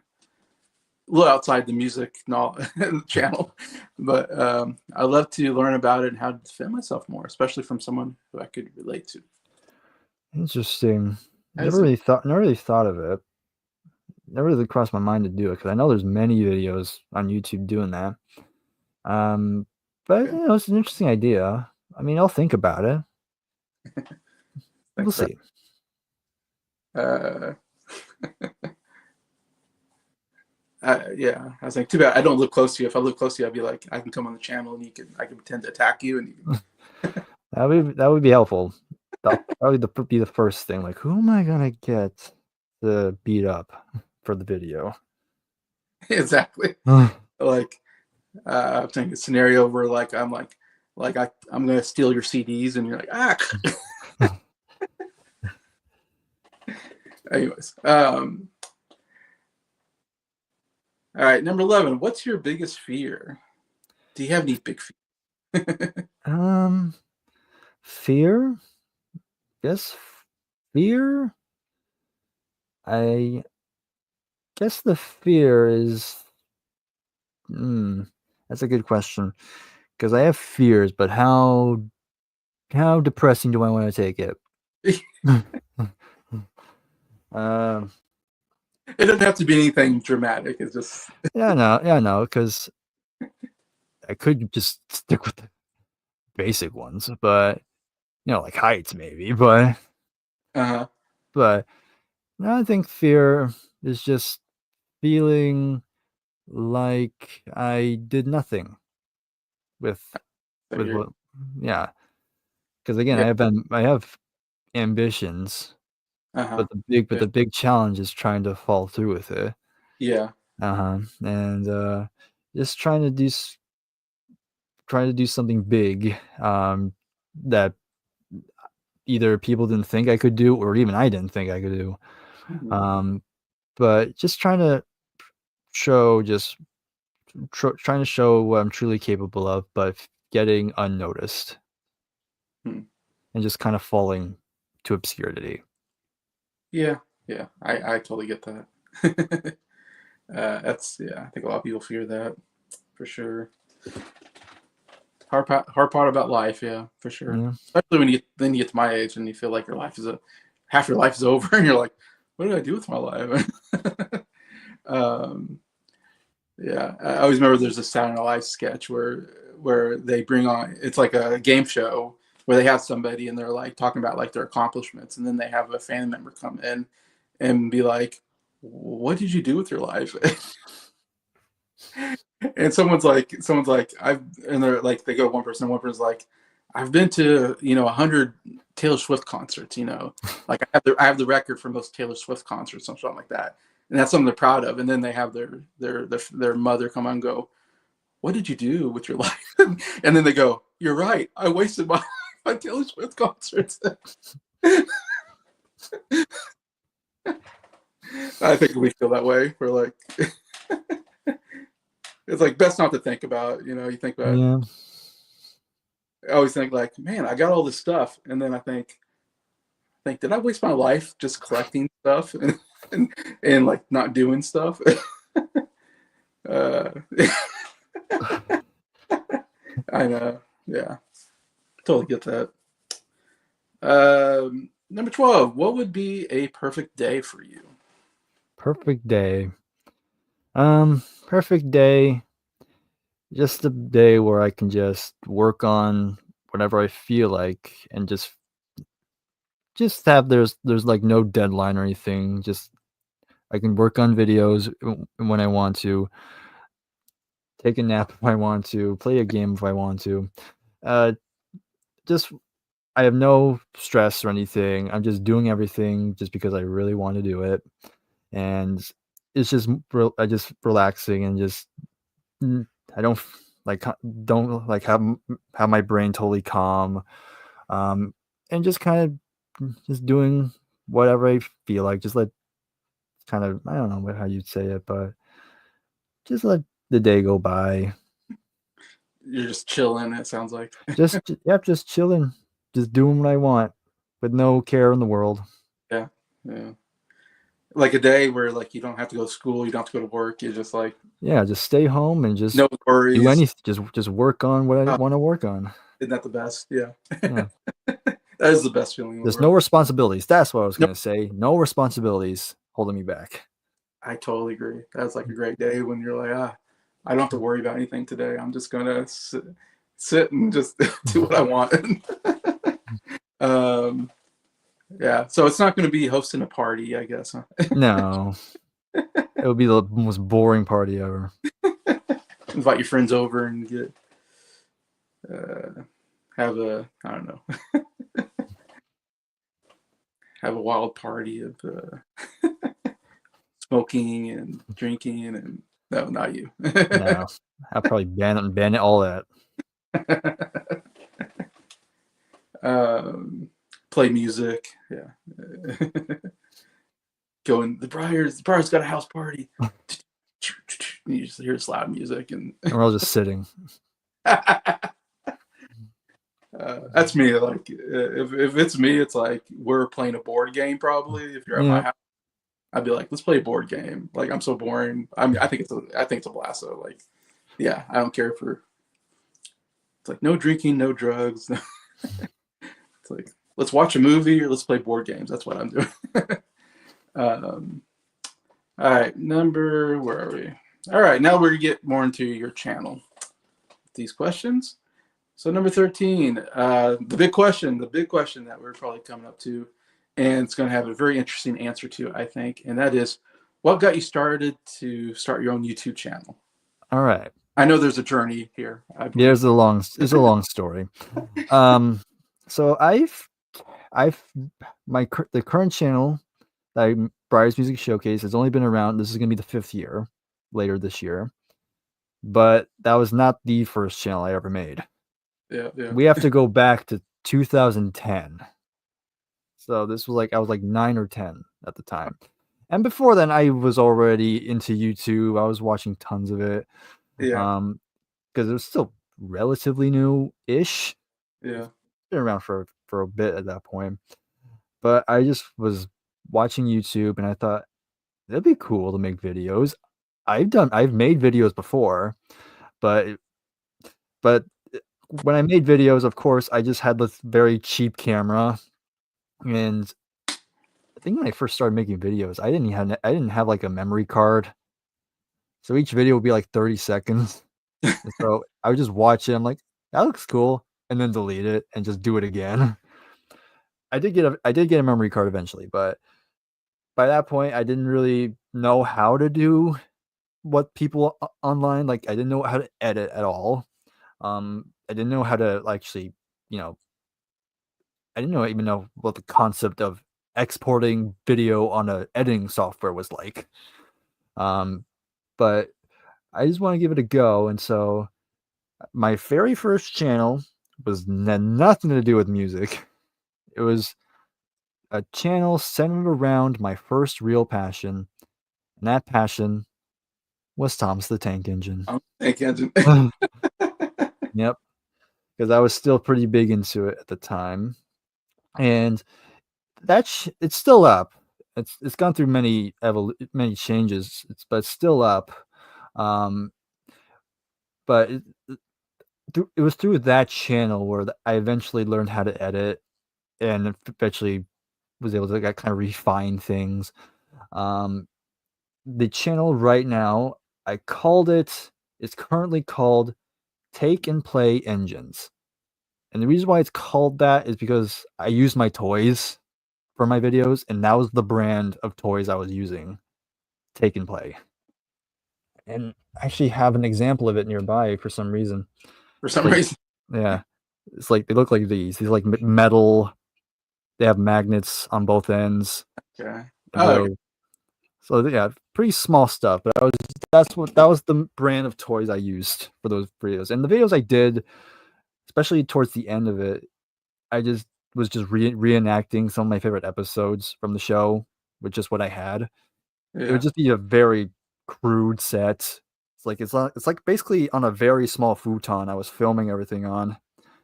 And I just had like blue blanket for the sky, and I just built all the sets myself Yeah. with just what I got. Um, and I did that for a number of years, but then at some point, I forgot what I think 2015, I sort of started to phase out of it. I wanted to try and do something else. Um, and my and my love for Thomas was kind of waning at that point. I guess I felt like I was getting too old for it. Right. It was starting to hit me. So I decided to kind of lay that channel to rest. And then I didn't really do much afterward. I just kind of kept dreaming about making videos until later, and it was actually during COVID where I made a new channel and decided to give it another go. Still was not about music though. The second channel I made was a reaction channel. And and what I reacted to was basically cartoons I was watching at the time. Okay. I would like watch the episode and then I would like edit it out because of course that channel was a nightmare to manage because of course when you reacting to like a TV show, of course you have to deal with copyright a lot. And so I was constantly like editing like ways to get around it so it can still be viewable. Um did that for a couple of years and that also did pretty well. I should also mention that that Thomas channel currently sits at 800 or so subscribers. Wow. Like, if I would have stuck with it, I feel like I could have made a living on that instead, but I didn't. But and I don't even know how to I can't even log back into it. I completely forgot all the login info for That's that. a channel that's out there. Hmm? That's like a separate channel that's just out It's a there. completely separate channel. Yeah. Okay. Yeah. But in any case, so anyway, back to the second channel, the reaction channel. Um, yeah, so I was just editing all that. Eventually, I kinda got bored of it. because the whole process of it just got really monotonous, and dealing with the copyright just got out of hand. Yeah. And eventually, I kind of, and it was also around that time I got a second job at a production company briefly. That's a whole story on itself. Um, but that kind of made that my interest in that channel kind of waned, and eventually it did get copyright struck, and so the channel is no longer up. Oh, So okay. you can't really view anything from that channel anymore. But it was interesting. I would do skits on that channel before the video started. It was kind of that was interesting. But yeah, that was kind of like a thing. But it was around that time before the channel went down and before I kind of abandoned it. I was starting to dabble into music type of contents. Um, like I made videos talking about the music that I liked, but of course it was on that reaction channel, and no one gave a crap about that because it has nothing to do with reactions. And Yeah. so I was like, you know, I should take these videos because clearly it's not really doing well on this channel. How about I make another channel, Yeah. just put them on there. And so and so the and so at that point, I thought the reaction channel was going to be the main show, and I thought that music channel was just going to be in the background. Like, yeah, maybe I'll post there once in a while or something like that. Yeah. We'll see how I feel. But any case, but as I already stated, that reaction channel got taken out, and so and also I lost that. I kind of quit that production company job, and so I was in another kind of depressive funk for a while, and I'm like, because at that point my whole passion for videos were kind of non-existent. Like my confidence was kind of very low at that point. Mm. But at, at some point, like I was just watching other music channels and just watching how they go, and I'm like, because a lot of like typical like vinyl community channels, they're usually pretty simple. Just somebody just in front of a camera, little editing, and just Yeah. guy talking. And I'm like, huh, I, I think I can do that. If only I had a music channel. Oh wait, and so Collection at this point, or I did have the collection at that point. okay. Yeah, it was not as big as it was now, Right. but it was. I had a collection at the time. Oh, But in any case, I was like, all right, I still have the music channel because the music channel is still around because I hadn't deleted that one. but you hadn't Um, for a while, I or hadn't posted in a while, and so it's about the end of 2021 is when I started to post again on that channel. oh, okay. And so basically, that channel kind of brought me out of that weird funk I was kind of in because I was, even though for a long time, I thought I'm just going to keep this channel simple. I don't want to put too much effort into this. I just want to just talk to a camera and that's it. But as time progressed, I started like, it's looking fine, but I think I can tweak it to make it look a little better.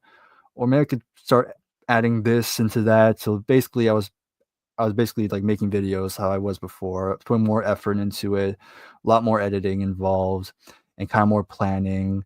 And that's the channel I'm working with now. And so it kind of has kind of blossomed from there. Yeah, it was Breyer's CD showcase Yeah, so it went through many names. for a while. Oh, it's got. The first name was CD Superstars, Oh, okay. I but then I thought but then after a while I was like, that sounds kind of corny. So I kind of abandoned that name quickly. But Yeah, then it became Bryer CD Showcase because that's all I had at the time was just CDs. yeah. The But then CD. the second Scott sent me that record, I was like, well, that's no longer accurate now. Yeah, And so now it's Breyer's Music Showcase to kind of embody all types of music because at the end of the day, that's what the channel is. I showcase all types of music. Doesn't matter the format. It's just about the music itself. yeah. I find it interesting about you. Kind of. I don't know if this maybe it's common between people. Like for me, because I'm still growing my collection because I don't have as nearly as big collections like a lot of people do. Um, I have to talk about a lot of music that I don't own that I listen to on Spotify, and then I'll talk about this album or that album. I feel like you usually you own the album that you talk about, or you like to go out and get the album before you talk about it. Yes, I do that because it just makes it more interesting. Yeah, Like, yes, I could just talk about it, but just having the viewer actually see it and just seeing what it looks like. To me, that's what I always look forward to when I watch videos. Because again, hearing somebody talk about it is fine, but seeing it, like that's the thing that always gets my attention. yeah, that's a good point. I like that because I'm like I just I don't have all these albums, so I just have to go. Here's a picture. I can show a picture and go, yeah, this is what the album looks like, Mhm, and talk about it. But yeah, you actually like, all right, here it is, and it's spinning, and it's mhm, here's the inside cover. And you're like mm, dissecting the actual album itself. And mhm, I was like, man, I don't go through all that. Uh, yeah. So the next question kind of goes along with this question, I guess, and I wonder if you maybe mentioned it, but well, the question is, what was your vision for the channel? I guess, and we'll just talk about Breyer's Music Showcase, I guess, channel. But what was your vision for the channel, and how has that changed throughout its time? Um, yeah, I mean, I kind of briefly mentioned it, but of course, the original intention for that channel was just slowly dipping my toes back into videos, just keep things simple. Just like how most vinyl community channels are. Um, just try not to put too much effort, and Mm-hmm. that was the original intention, just to get me out of a funk, basically. But then as I started to take it a bit more seriously, um, that's when I was thinking about, okay, now it's about like I didn't really. It took me a while to get a vision for the channel because it was just a hobby. Like I didn't really think about like just Right. taking it seriously. I was Yeah. just doing it because it was just giving me something to do. Um, but I think now, I think the main vision for this channel is just basically just me just going on this journey of exploring all types of music and just really broadening my horizons into different genres and different types of bands or artists, and just showcasing just all the different types there are, and whether I like it or maybe I'm not as a fan of it, but also trying to understand where these artists and bands are coming from, and just really just kind of exploring different avenues and just kind of seeing what's beyond the popular stuff, and really digging deep underneath what lies beyond underneath the Yeah. surface. So that's basically been the whole vision, just the journey itself, just trying new things and kind of kind of seeing what's out there. Yeah. Because like I was thinking, like, because yeah, I've seen a lot of music. There's a bunch of music channels out there, I suppose. People that collect, and the easiest videos a lot of people make is just hey, I bought this album, and or I bought these albums, and or unboxing.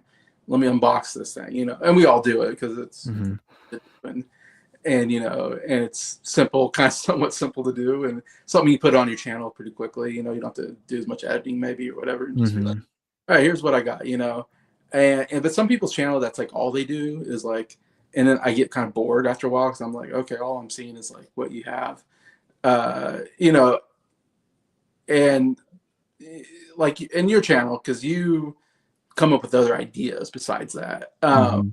And it's an interesting thing because I mean, especially now, and this actually is an idea for a video I've thinking about making, is the question, do I even consider myself part of the vinyl community at this point?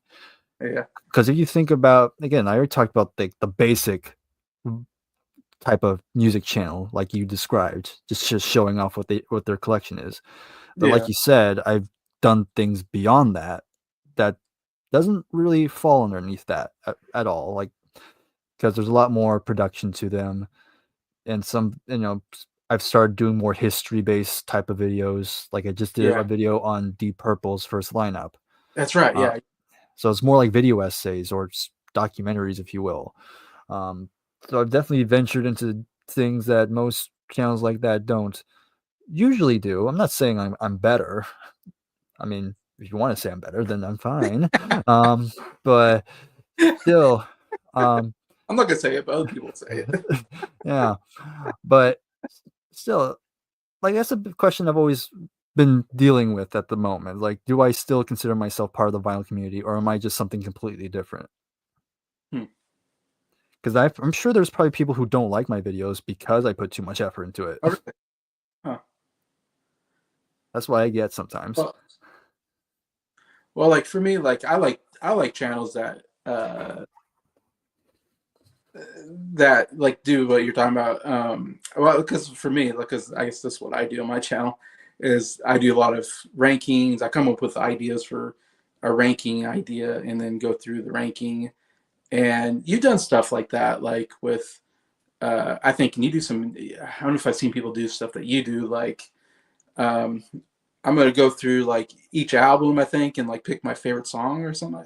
You've done like, Mm, or my least favorite song on each album, or my I only did it once, so okay. And what do you? I'm trying to think. What you'll pick like Genesis, and then you'll be like, I'm gonna rank the album covers. the album covers. Yeah, you do that. Yeah, you go like I'm gonna rank the album cover or something like that. Which is kind of interesting idea. I think I don't see a lot of people do. Um, but you'll do stuff like you did something with Kate Bush. I feel like Yes, I've done a ranking I on picked. her, and I've done favorite song each album on. Yeah, yeah. You do like here's my favorite song on each album or something like that. Or anyway, so you do some of that kind of stuff, which I think is interesting. And like yeah, you recently did that. I really love, and I love channels that do history stuff, like Pop Goes the '60s. I think we're all fans of. Yeah, Love that channel because he just goes through so much of the history of the band or something like that. And you did that with Deep Purple. I thought that was really cool because I learned a lot about like Deep Purple or whatever. And I even think I think I commented like, "Are you gonna do more of these?" Because I hope you do more of these. yeah, that's definitely in the works. I actually have one. It's not a Deep Purple one. I do plan to continue that Deep Purple one, talking about each lineup. But I have one on Genesis, another Genesis one pretty soon. That I have the script. Script's already done. I just need to film it. But that's one I'm looking forward to getting to it. That'd be great because they went through a lot. Yeah, 'Cause I've, not so much a lineup, but kind of a release not many people know about. I actually do have it. I actually bought it recently. It's actually this release. This is an EP they released in 1977. Spot the Pigeon. bought the pigeon. Yes, it's only 3 songs. Okay. Yeah, but these were written during the Wind and Wuthering session Uh-huh. that were not on the album, but they released it on this. Okay. Not many people know about it, so I thought it'd be interesting to talk about it. Yeah, because I've done I did a deep dive on my channel with Genesis and went through kind of the history of Genesis and went through their albums a little bit and my top 10 favorite Genesis songs, stuff like that. Anyway, so I've done not a lot. I mean, I did not as probably not as much knowledge as you can put into it, but I try to get some of the basics of what happened. Anyways, but yeah, um, yeah, very cool. All right. Number 15, do you have a favorite episode or a favorite series that you've done on your channel? Favorite series. Um, I mean, I don't have too many series like I do often. I mean, I do like usual like monthly things. Like I've done the CD haul where I just go through every CD I got throughout the month. Yeah, that's kind of big. That's usually the one that that usually does pretty well. Yeah, Of course, it's a pain to edit sometimes, just how repetitive it gets. But that's that. I mean, favorite song each album. That's something I still do every once in a while. I did Led Zeppelin earlier this year. So we'll see if I do more of those pretty soon. I know I've probably the Beatles would be next because I won a poll, so that'll probably be the next one at some day. all right. Um, so there's that. I think there's like the big series on there. I don't do. I mean, I would like to do more ranking stuff. But it's just kind of finding time to squeeze those in. I have a Taylor Swift series in the works that's taking forever. Yeah, That's I know that's something I wanted to pursue. Um, but yeah, it was just and also just I don't, it doesn't really count as a history, count as a series, but it's more like those like one-off history videos that I've been experimenting with. Like I did, like I already mentioned the Deep Purple one, but I did one with Black Sabbath with Tony Martin. Like I definitely want to make more stuff like that. Because those are usually fun to put together. Especially you can get more into the history and get more writing, get more exercise my writing profile a bit more because it's very hard for me to write. Is what I've noticed. I like writing, but it takes forever for me to finish something. Hmm. Um, but But yeah, I think those ones are ones that I enjoy the most. Like anything that gets me to talk more in depth on a certain topic, then those are the ones I favor more. Yeah, obviously Queen's gonna be your biggest probably. Yeah, Queen. Yeah, that I don't know how I forgot that one, but That that's yeah. you can go in real depth about Queen. You know, and Hmm. Chris, we're doing Queen series on your channel right now. Yes. We're just at the very beginning of that. Yeah, we're still recording episodes of it. Yeah. But yeah, and you haven't put anything out yet. I think we're gonna record a bunch before you put them out or something like that. Yes. If I remember Yes. Yeah. right. Yeah. Um, I feel like you're one of the you're pretty knowledgeable about Genesis. I feel like that's one of your big bands that you talk about quite a bit. Um, I thought Rush was kind of one of your big bands. Maybe I'm crazy about that. Nah, not so much. I'd say Scott's more in the Rush, more as the Rush guy. Kate Bush, I think you've Kate Bush, yeah, that's me. them more than I don't think I've heard anybody talk about Kate Bush like you have. So definitely one of your A lot of Japanese stuff I talk about. yeah. I was gonna say yeah that Mary whatever Tachi I think I don't know Tekiyochi, yeah. Yochi. Yeah, you're the one person I've heard mention her, but um, I don't know if I'm missing somebody, but that's some of the big stuff that you seem very knowledgeable about. I don't know if that. I mean, maybe I know you went through a whole Black Sabbath thing, so maybe Black Sabbath's one, but Phil Collins. I mean, well, that's part of Genesis, I suppose. You have to. Mm. I don't know. I'm probably missing somebody that you talk about. There's too many. But I don't know why those are the ones I think about on top of mine. Where I'm like, wow, you know a lot about this, this person or that band, Anyways,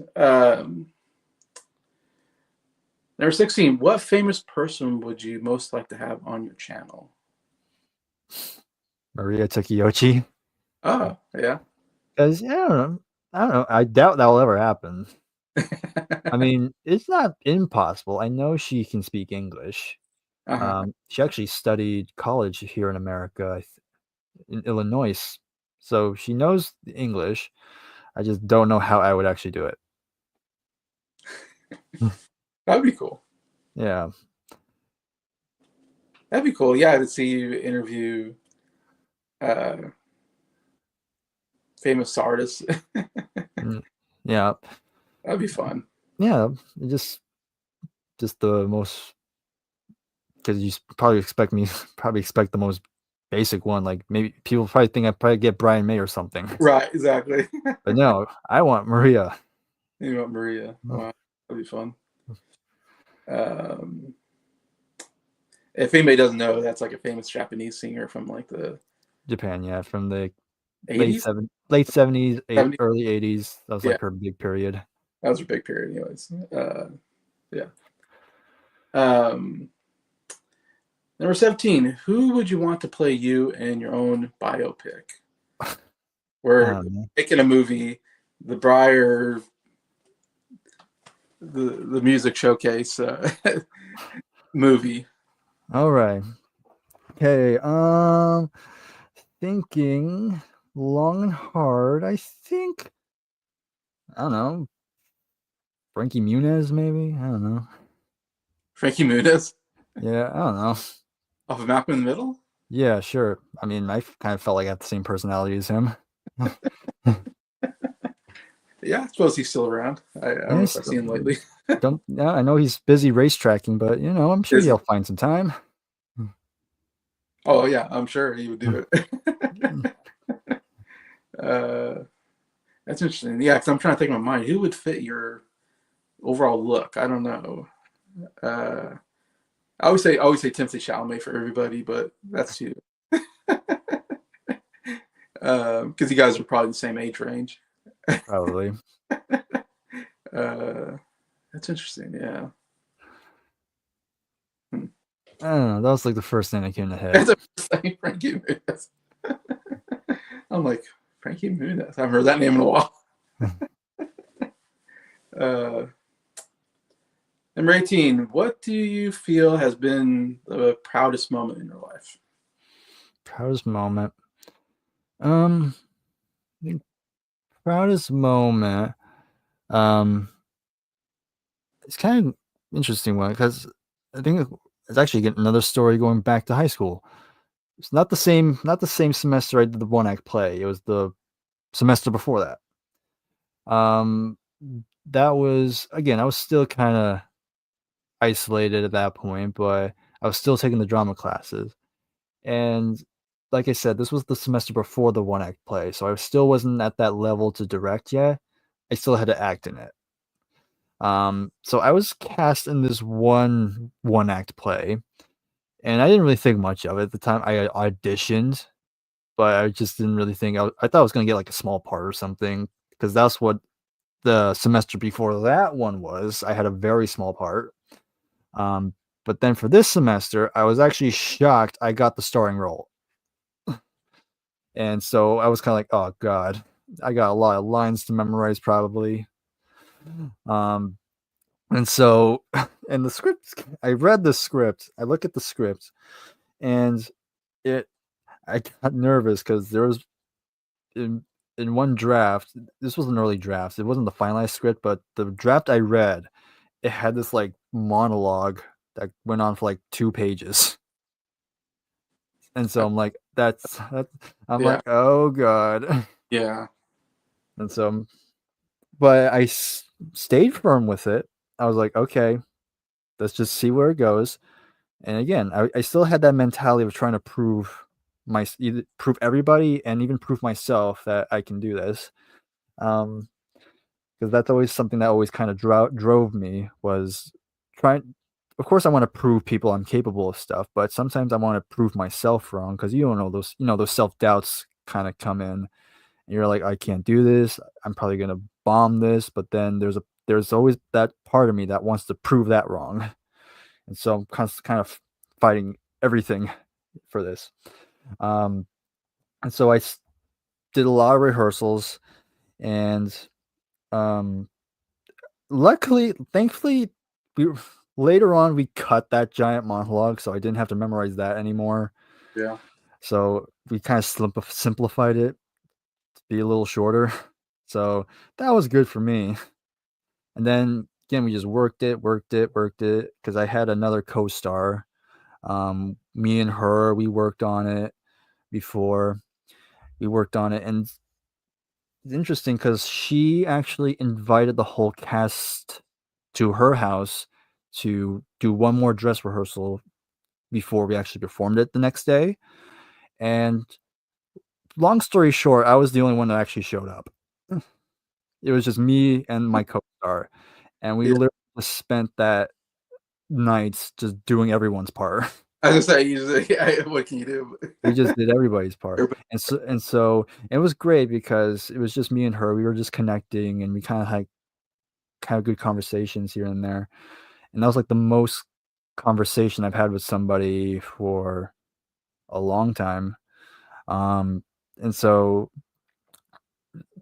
by the next day, we started rehearsing. We actually no, we did the actual performance, and I'll be straight up, me and her were the best out of everybody because because because we did that whole dress rehearsal the night before, and so I mean the whole rest of the cast did fine, but there were a couple moments where yeah either they said their line too early that they didn't really realize, but luckily me and her we kind of worked off it like a champ, like it didn't even happen. Um, and the whole and the whole class really enjoyed it. And funny enough, even though I don't consider myself that good of an actor, my performance got a lot of praise for it that day, Cool. um, because of just how committed I looked into it. Yeah. So basically, I didn't really tell what the story was about, but basically, it's about depression. Like I'm basically the antagonist of the film, and I'm supposed to be the living embodiment of someone's depression. Oh, geez. Yes, and so and of course, costuming was very cheap. I just wore black, Black. all black, and the director just painted some eyeshadow underneath my eyes. Yeah. I don't know if I still have a photo of it. I hope I still have a photo of that eye of the eyeshadow. I don't think I do anymore. I think that was on my old phone. But okay, yeah, no, I don't. Oh well. But yeah, so I'm supposed to convince the real protagonist to kill herself. Huh. And Man, so it's high school. What do you think? high school? Yeah, it's high school. People going through depression. Oh, Eh, yeah. Sure. Yeah. Any case, but yeah, my character's trying to convince the protagonist to kill herself, but by the end, she finally fights me off, and she carries on living.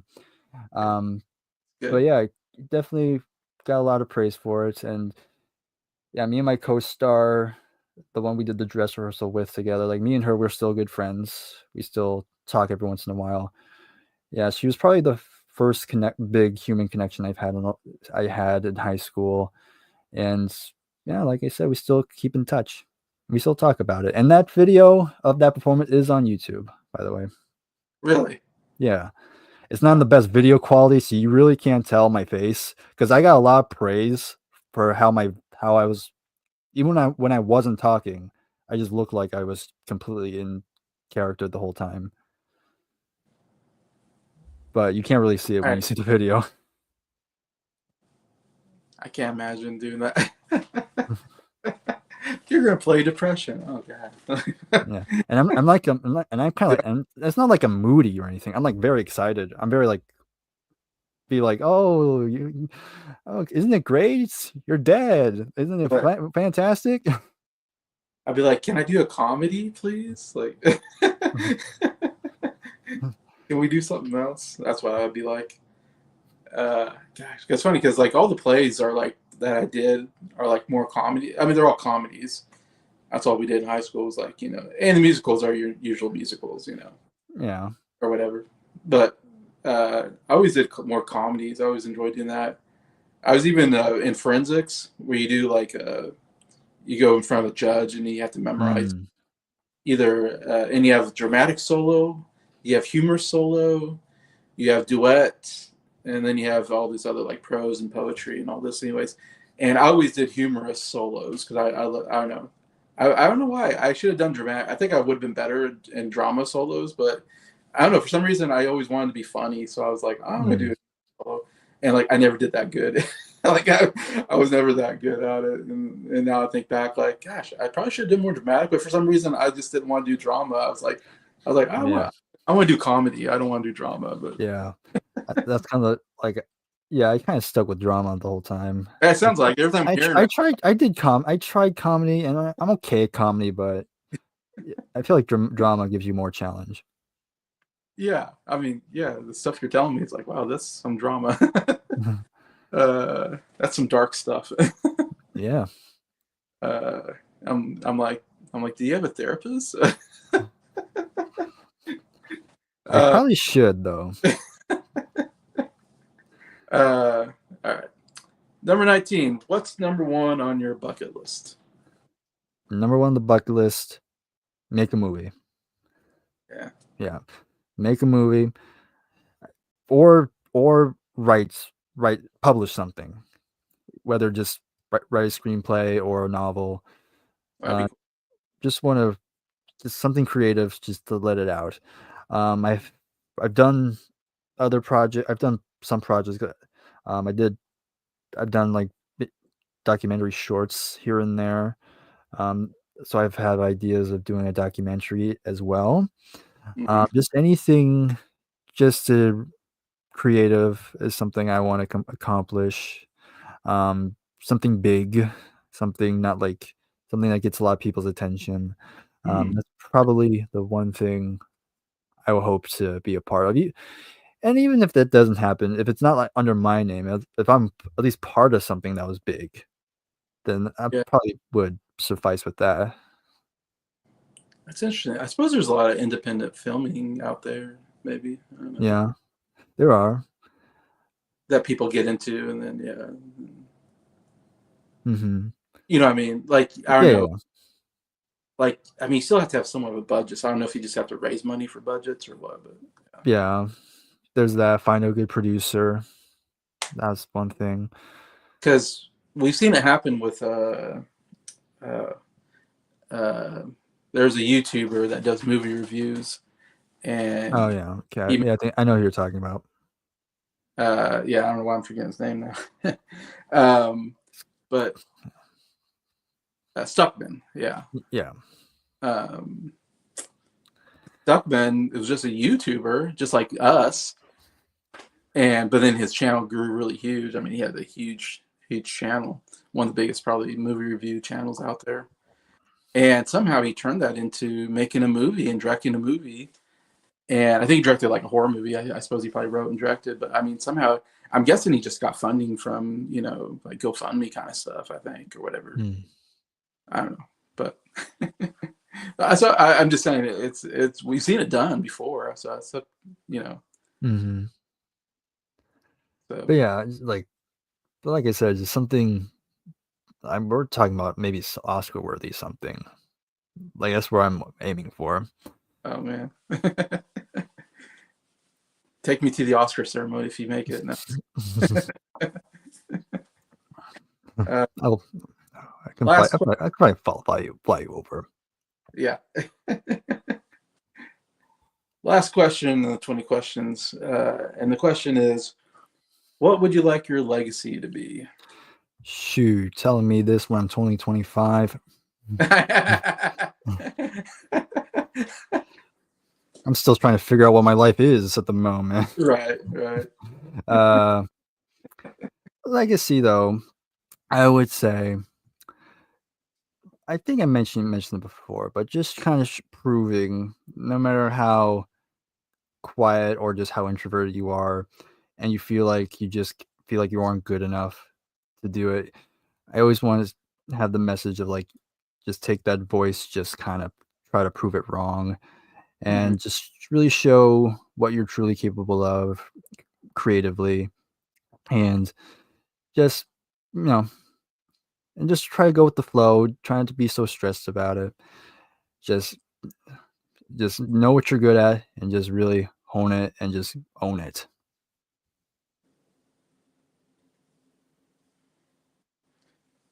Yeah, and Oscar-winning director as well. No, it's good. Uh, I can see. Doesn't have to be that big, but that's my thing. But just kind of proving you can always prove others and yourself that you're Yeah, capable of more than probably what you lead yourself on. yeah. I just imagine like, yeah, years from now, I'll be like, you remember Bryer? He had that YouTube channel. Now he's a famous director or something. I don't know. Can you believe we saw him back when he wasn't famous? He was just talking about. He was just showing CDs that he bought. Or some people will be like, "Hey, didn't he make a Thomas channel or something?" Yeah, Which is actually some people have done that. People who started doing Thomas videos will go on to be filmmakers in their own right. really. Yeah, I know there's two big film projects people have done. One's a parody of Thomas and the Magic Railroad, and the other was an actual documentary. Oh, okay. Yeah, actually, it's actually getting a lot of buzz right now. Even people outside of that whole fan base, like even people outside of that, are taking notice of it. And yeah, that'd be great. That'd be great. I'm looking forward to that one. Yeah, I'd just be like, Bryer, do you remember me back in YouTube days? You'd be like, who? Like, remember me, Bryer, Jason, the old millennial? I'll never forget you. It's like now I'm an old man. I'm 60 years old now. Anyways, all right. So, Bryer, you survived the hot seat, answered all 20 questions. Got to know a lot more about you. Definitely about filmmaking. That's definitely interesting. This is about your music channel, but man, we talked a lot about filmmaking on here, which is kind of fascinating. I think Mm. learning a lot about that part of your life, for sure. Um, so yeah, it's been great. Love talking to you. Obviously, we're gonna be talking later. Yeah. We're always doing something together. So, Hmm. but you've been a great friend to me and one of my favorite people to talk to. So definitely glad I got you on here to learn Yeah. more about learn more Yeah. about. Thank you very much. Um, this is a lot of fun. Definitely interesting. Get to talk more, which is always good. Um, and yeah, just talking more about stuff I don't usually talk about on my channel. Um, Yeah, just good outlet for it. yeah. And I also apologize in advance if this turns out to be your least viewed episode yet. I'm sure a lot of your friends are like, "Who's this loser?" Well, I feel like you got such a big channel. I don't know. Your Yep. channel. A lot of people that are usually like music people, so or movie people. Yeah, I got a little bit both Yeah, on my. yeah. Yeah, So and so far you've only done movie channels, so. that's true. Yeah, this is the first music person I've done. You're right. Mhm. Yeah, I wanted to get more into the music people as well. It's funny. I feel like I've done mostly people from England lately or something, but Uh, but yeah, so yeah, what you're my fifth guest maybe on Yeah. here. Anyways, yeah, so still got a lot of people I want to get on the channel, but anyways, your name was definitely high on my list of wanting to get on the channel. So I'm glad we got to do this, especially since I had to cancel last week because I had dental issues and I had Mhm. last week. So a good thing we got this done. Anyways, yeah, everybody definitely check out Breyer's Music Showcase if you haven't. Hopefully you know him because he's been on my channel so many times. This is nothing new, and we're still doing the Queen series on his channel. He's still doing CD hauls every month, um, I guess, and probably some more. Yeah, you said Deep Purple, Taylor Swift stuff. Maybe you're working on, Or just some other weird stuff. and who knows? Yeah, what he'll come up with You on his. never know what I show. Anyway, so yeah, thank you so much for coming on, Bryer. Appreciate you answering these questions. And besides that, everybody definitely, like I said, subscribe to this channel, and we'll talk to you later.